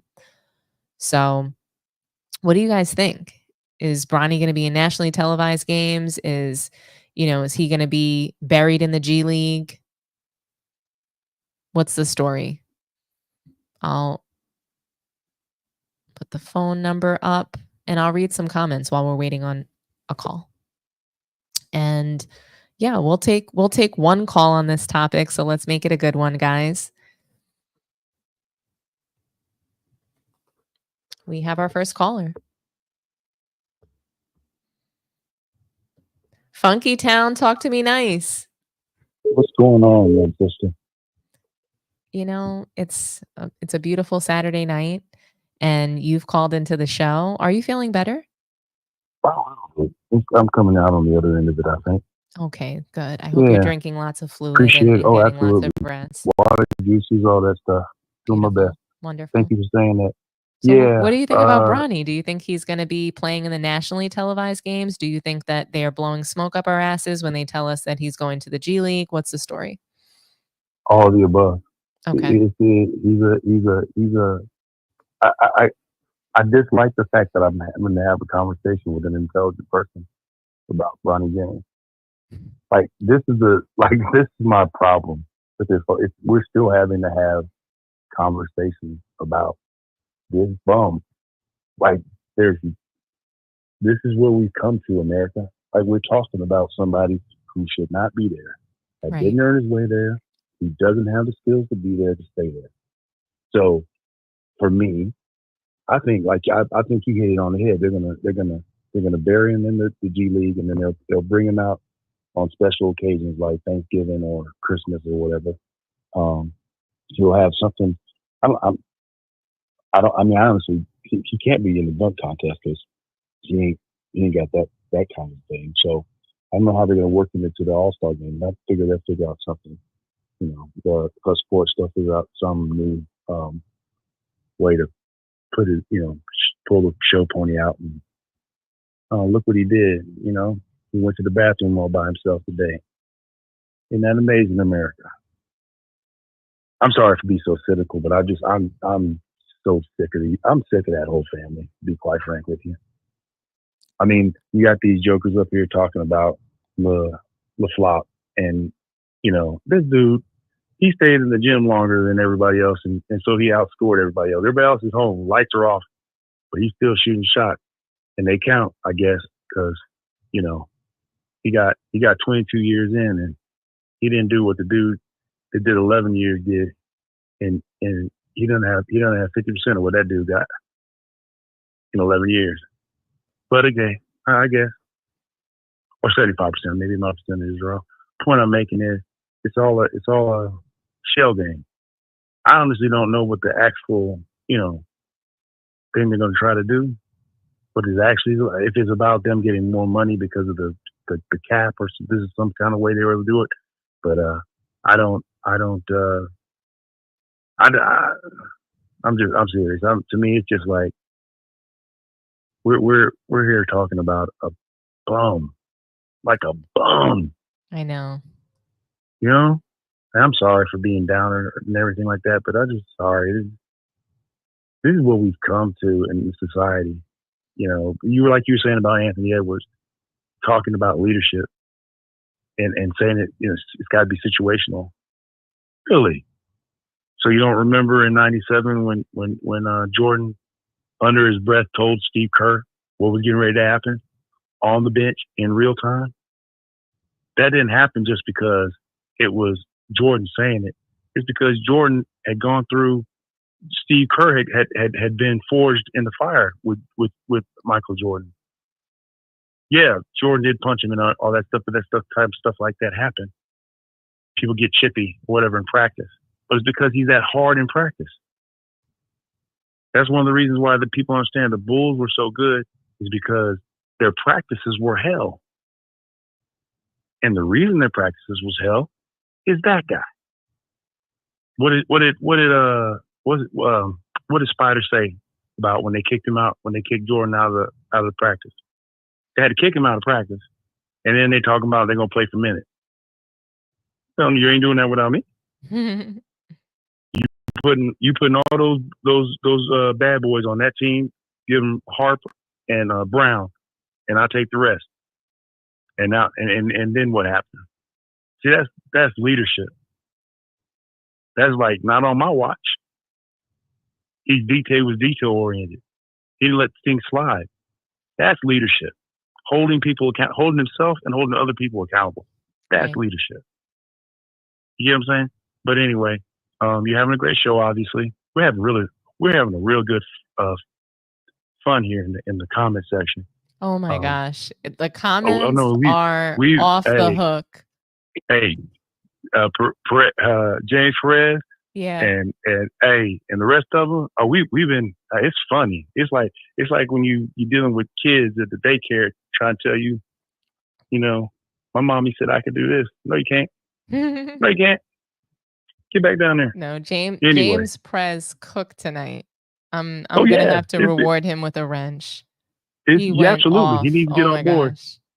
He needs to get on board. But no, you're having a great show. You're doing a good service, and you keep it up. I'm proud of you. And I got your back. You know that. So thank you so much, you have Funky a great Town. one, Great okay? call as usual. You're awesome. You have a good one, dear. You too, sir. Feel better, All right. okay? Keep getting some I'm gonna rest. try. Mm-hmm.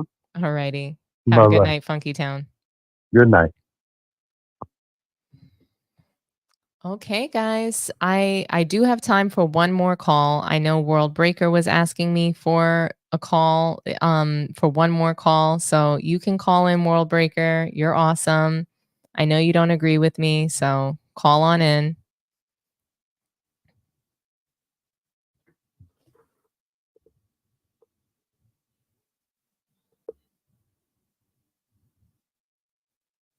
Sports T, talk to me nice. Man, you already know who it is. It's your favorite caller, the World Breaker. What's up? What's up, World Breaker?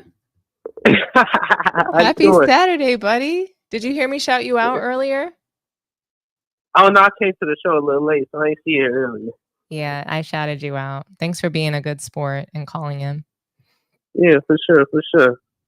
But I definitely don't think JJ Redick is going to smoke up anybody. Because I remember when they first drafted Bronny, he'd been saying that that Bronny was going to play on the G League team. Yeah. Since he took the job. Do I believe he's going to play in nationally televised games? Yes. But my question for you is, why does it matter if they get wins? You said it. Why does it matter if they win? Yeah, why does it matter? I don't think it does. Whether Bronny play or not. I don't think it does matter at all. You Especially think if it it's matters? if it's in like blowout, like if he's gonna play against a team like Toronto or the teams that like they're clearly going to blow out, I think it's perfectly fine to put him on the floor. I mean, especially if he's gonna be sitting there on the bench, I think that they're gonna pull him, into those national televised games. They want the ratings. They want the opportunity to give LeBron and Bronny those moments, those highlights of alley oops and things like that. I don't think it's a problem. I think that if he's getting meaningful minutes when a game is on the line, then that's a problem. Right. So let me ask you, you do want Bronny to be successful, right? I think Bronny is successful already. What do you mean? Do I want him to be successful? He is successful. So Bronny is already a success. I don't know, because sometimes it don't feel like it the way you cover him. You say he didn't earn it, and he didn't. And he only is that what you're calling in to say, that he earned his spot on the Lakers? Well, he at least earned his right to get drafted. Oh, we disagree on that. I don't think he earned his right to get drafted. There were several better players on his current college team, so I don't think he earned that at all. Yeah, but how many of those college players were on attended the combine though? Yeah, Bronny shouldn't have been at the combine. That's what I'm trying to tell you. He didn't deserve to be there. He didn't deserve to be at USC either, and he was playing for a very bad team. But yet, almost everybody in the lineup at USC was better than Bronny. Yet he is at the draft combine. He is being drafted. I mean, the star player on that team is not in the NBA. He wasn't drafted. Okay. So that for me, these parts are not a debate. You asking me if I want Bronny to be successful based on the way that I cover him is a fair question. By the way, shout out to Grape Tea News. I see you over there in the chat. Thank you for supporting the channel. But World Breaker, your question to me is fair. Do I want Bronny to be successful based on the way that I cover him, based on the fact that I don't think that he belongs, based on the fact that I think he's wearing a costume in the NBA, et cetera, right? Like, I do want him to be successful for himself. Right. I've said this before, that I want him to be able to prove people wrong, including myself. It would make me really happy. It would make me really happy to be wrong about Bronny. Anytime a player is able to prove people wrong, come out on the other side of some level of greatness, it's part of their story. It's part of their journey, right? So right. I would love for him to be able to write that story. but yeah, I think you should go back and take a look at those combines and those scrimmages. And people forgot, like, he was supposed to work out. If I even had to fact check me, I think it was like about 17. But he turned down all his workouts to go to the Lakers. So clearly he did something to where people wanted to work him out. Nobody wanted to work him out. That's a lie. I'm pretty sure Man Down had a topic where they even talked about how Bronny was turning down workouts just so he could work out for the Lakers. Man Down talked about there being Bronny being between Phoenix and the Lakers. He was supposed to work out for Phoenix and he did. So that's what happened. He did work out for, I believe, Phoenix and the Lakers, or those were the two teams that he was targeting. Yeah, those two teams But he chose to work out for. nobody actually wanted Bronny. He wasn't turning down workouts. That wasn't, if anybody wanted Bronny on their team, it was for the potential to get LeBron and to revitalize their ball club from a tickets and, ratings perspective, to be a nationally televised team. Wherever LeBron is going to be, that team is going to be on TV. So if he would have went to Orlando, all of a sudden Orlando becomes a bigger market team, So I mean, if you are calling to tell me that Bronny belongs in the NBA, then I don't know. I have a bridge to Well, tell no, you. I just think he deserved to get drafted. I say that much. Everything else is up in the air. Okay. But I'm hope okay Bronny with you prove saying wrong. that. I'm okay with you saying that he deserved to be drafted. That's just where you and I don't, that's where we're not aligned, but that's okay. Because because Bronny, just because in my opinion he didn't deserve to get drafted, that doesn't mean that he can't turn into a player that can have a really great impact on any team. Yeah, so I don't think it's going to happen. I don't think he has an NBA player body. I don't think he has an NBA player game. I don't think it's there, but I'm hoping to be proven wrong. That would make me really happy. Yeah. Because JJ Redick doing a good job proving y'all wrong so far. I hope he keeps that up. It was a lot of trolling going on in the summertime. I mean, he wasn't proving us wrong in preseason. I don't think that his coach preseason. Yes, but I don't think that he got clapped by 60 points. When you get clapped by 60 points, you're laughing. You're laughing, but that's what people say about the All-Star games. They start cracking up, laughing it up. But it's the All-Star game, no big deal. Like that's where it becomes a slippery slope. Every game that's in front of you counts. Every competition is just that, competition. So, it's a matter of what kind of competitor are you, right? And I just think that for JJ Redick to take zero pride or shame in losing by 60, you can't be out there losing by 60. And honestly, if you saw the look on his face, he was not happy with that. So he had a lot of shame by losing by 60 points. Yeah. Nobody wants that. So you're laughing. Right. Oh, it's preseason, but Darvin Ham never got beat by 60 in any game. I can't recall the last time the Lakers were beat by 60. So when you have a loss like that, I don't know that JJ really proved me wrong, but he's doing well 3 games in, and it's going to be a long season. We have 79 games left to go. So I'll tell you like this, Dominique. No NBA coach in history is being judged by their preseason record, and you know that. Like, come on now. No, I JJ don't. Redick. No, I don't. Undefeated. Any coach that loses by 60 points is being judged. They're being judged for losing by 60 points. It doesn't matter if it was a pickup game that he was coaching. Oh man. All right, but I know you about ready. I did want to ask you one more thing. Go ahead, right ahead. You have the floor. All right. Because at first I thought you was trolling, but you say it a lot. Do you really think LeBron just drive to the basket and he just bum rush people like that's the only thing that make him great? Do you really want me to answer? Yeah, I want you to answer that because I hope you trolling because ain't no way you actually watch LeBron throughout his whole career. I have. LeBron and I are the same age, and I got to tell you that I've watched him throughout his whole career, and that's what I think he does best. So when I talk about him driving in the lane, that's his bread and butter. That's what he does best. Do I think he's a good shooter? No. Do I think he's a good ball handler? No. Do I think that he is great at running an offense and actually being a floor general? No. I think that he's great at running full head of steam. And, once that high screen is there, he's going to be able to perhaps cut through multiple defenders and get in that lane. He can bum rush the lane, and that's what he does very well. And I just think that he's the greatest bum rusher of the lane that I've ever seen. And then, we're going to look at guys like Giannis, and Giannis, people like him are going to be compared to LeBron. I don't think that that's fair, but I think that those kinds of players will be compared to LeBron. Luka's being compared to LeBron because of the stats, and Giannis will be compared to LeBron because of the literally being able to bum rush the lane and not be called for an offensive foul. All right, so I gotta ask you. Yeah. If he's not a good floor general, why is he top 10 all time in assists while having the most points?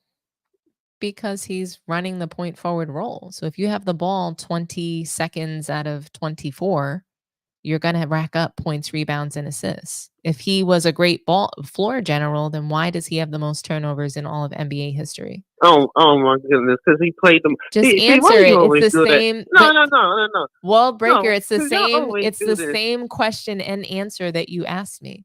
So you asked me why I don't think he's a great floor general, and that's really the reason. He turns the ball over at an alarming rate. Okay, do you think Steph Curry the greatest shooter ever lived? No.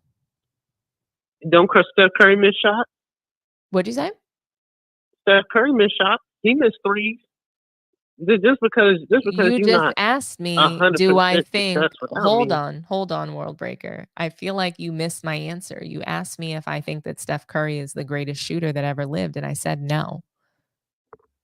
Oh, he said no. I thought you said yes. I know So you who is the did greatest because you shooter? were just so ready, but I don't think that Who- he's who- the greatest shooter.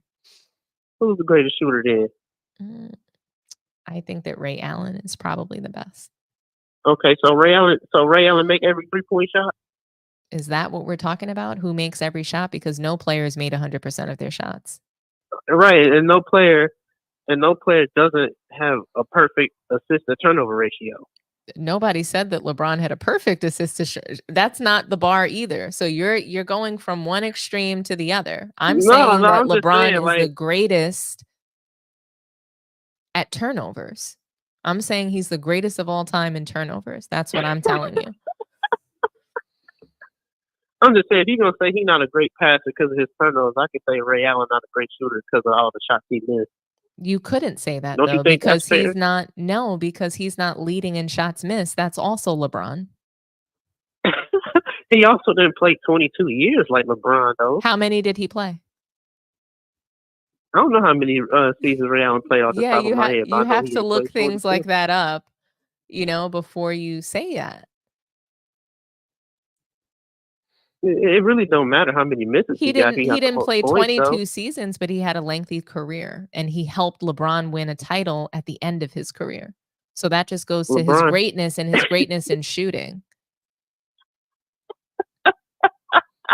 And I didn't say Ray Allen won the title. I didn't say he won the my title. I said he goodness. helped him win a title because he did.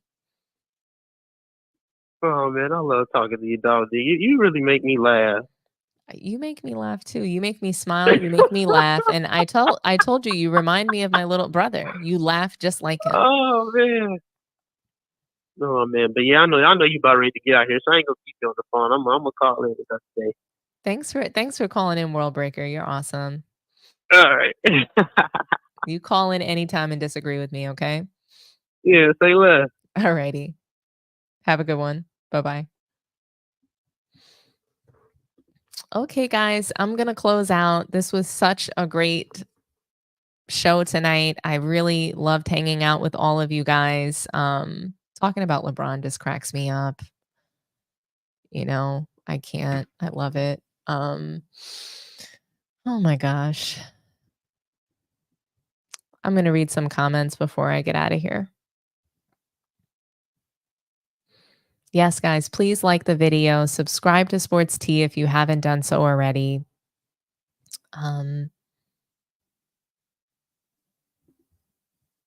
What random clips? What's going on? What is happening in this chat right now? Grape tea is cooking right now?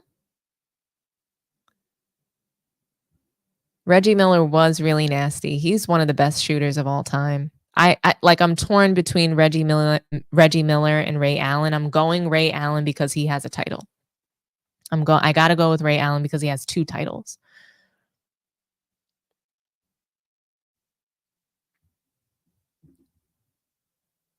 Always on ball, playing exclusively Bron ball for 22 seasons is the answer for exactly why his numbers/statistics are what they are. Same for his wins and or losses. I agree.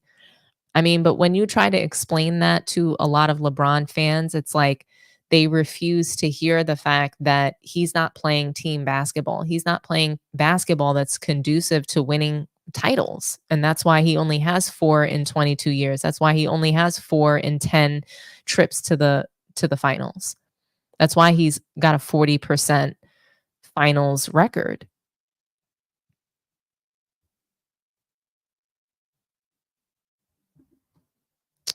LeBron fans endorse everything antithetical to sports. They want us to crown a net loser as the GOAT. Nowhere else in sports does this happen. I agree. It doesn't happen anywhere else. I think basketball is truly narrative and storyline driven. It's so much so that we're ignoring some of the basic principles and fundamentals of basketball and the sport and what has always been required to reach a certain level of greatness. NBA players have debunked these people a lot. These haters arguing doesn't change a thing.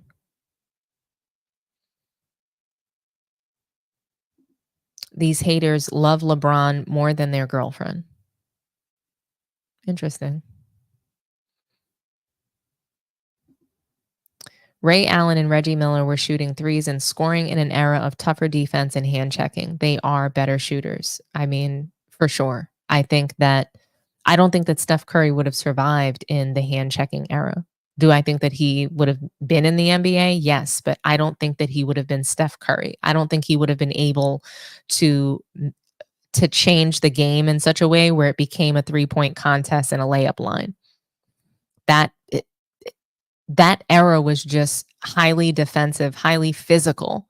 And, you could hand check a guy and literally essentially dictate their movement on the floor. You could guide them in a certain way, and only a very skilled offensive player is able to score at a high level in that kind of environment. So the environment was totally different and defense looked different. Most people cannot play in that environment today.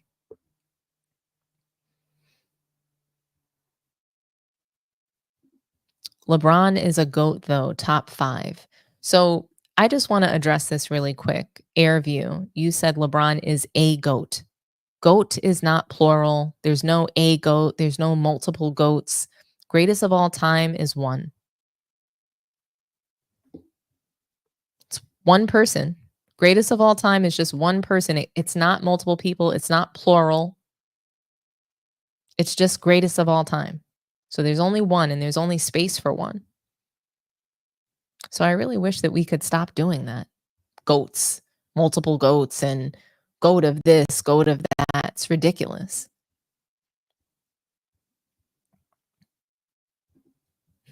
You don't have to call in again, World Breaker. I appreciate you. But yeah, we have to stop saying a GOAT. There's no top 5 GOATs. There's the GOAT.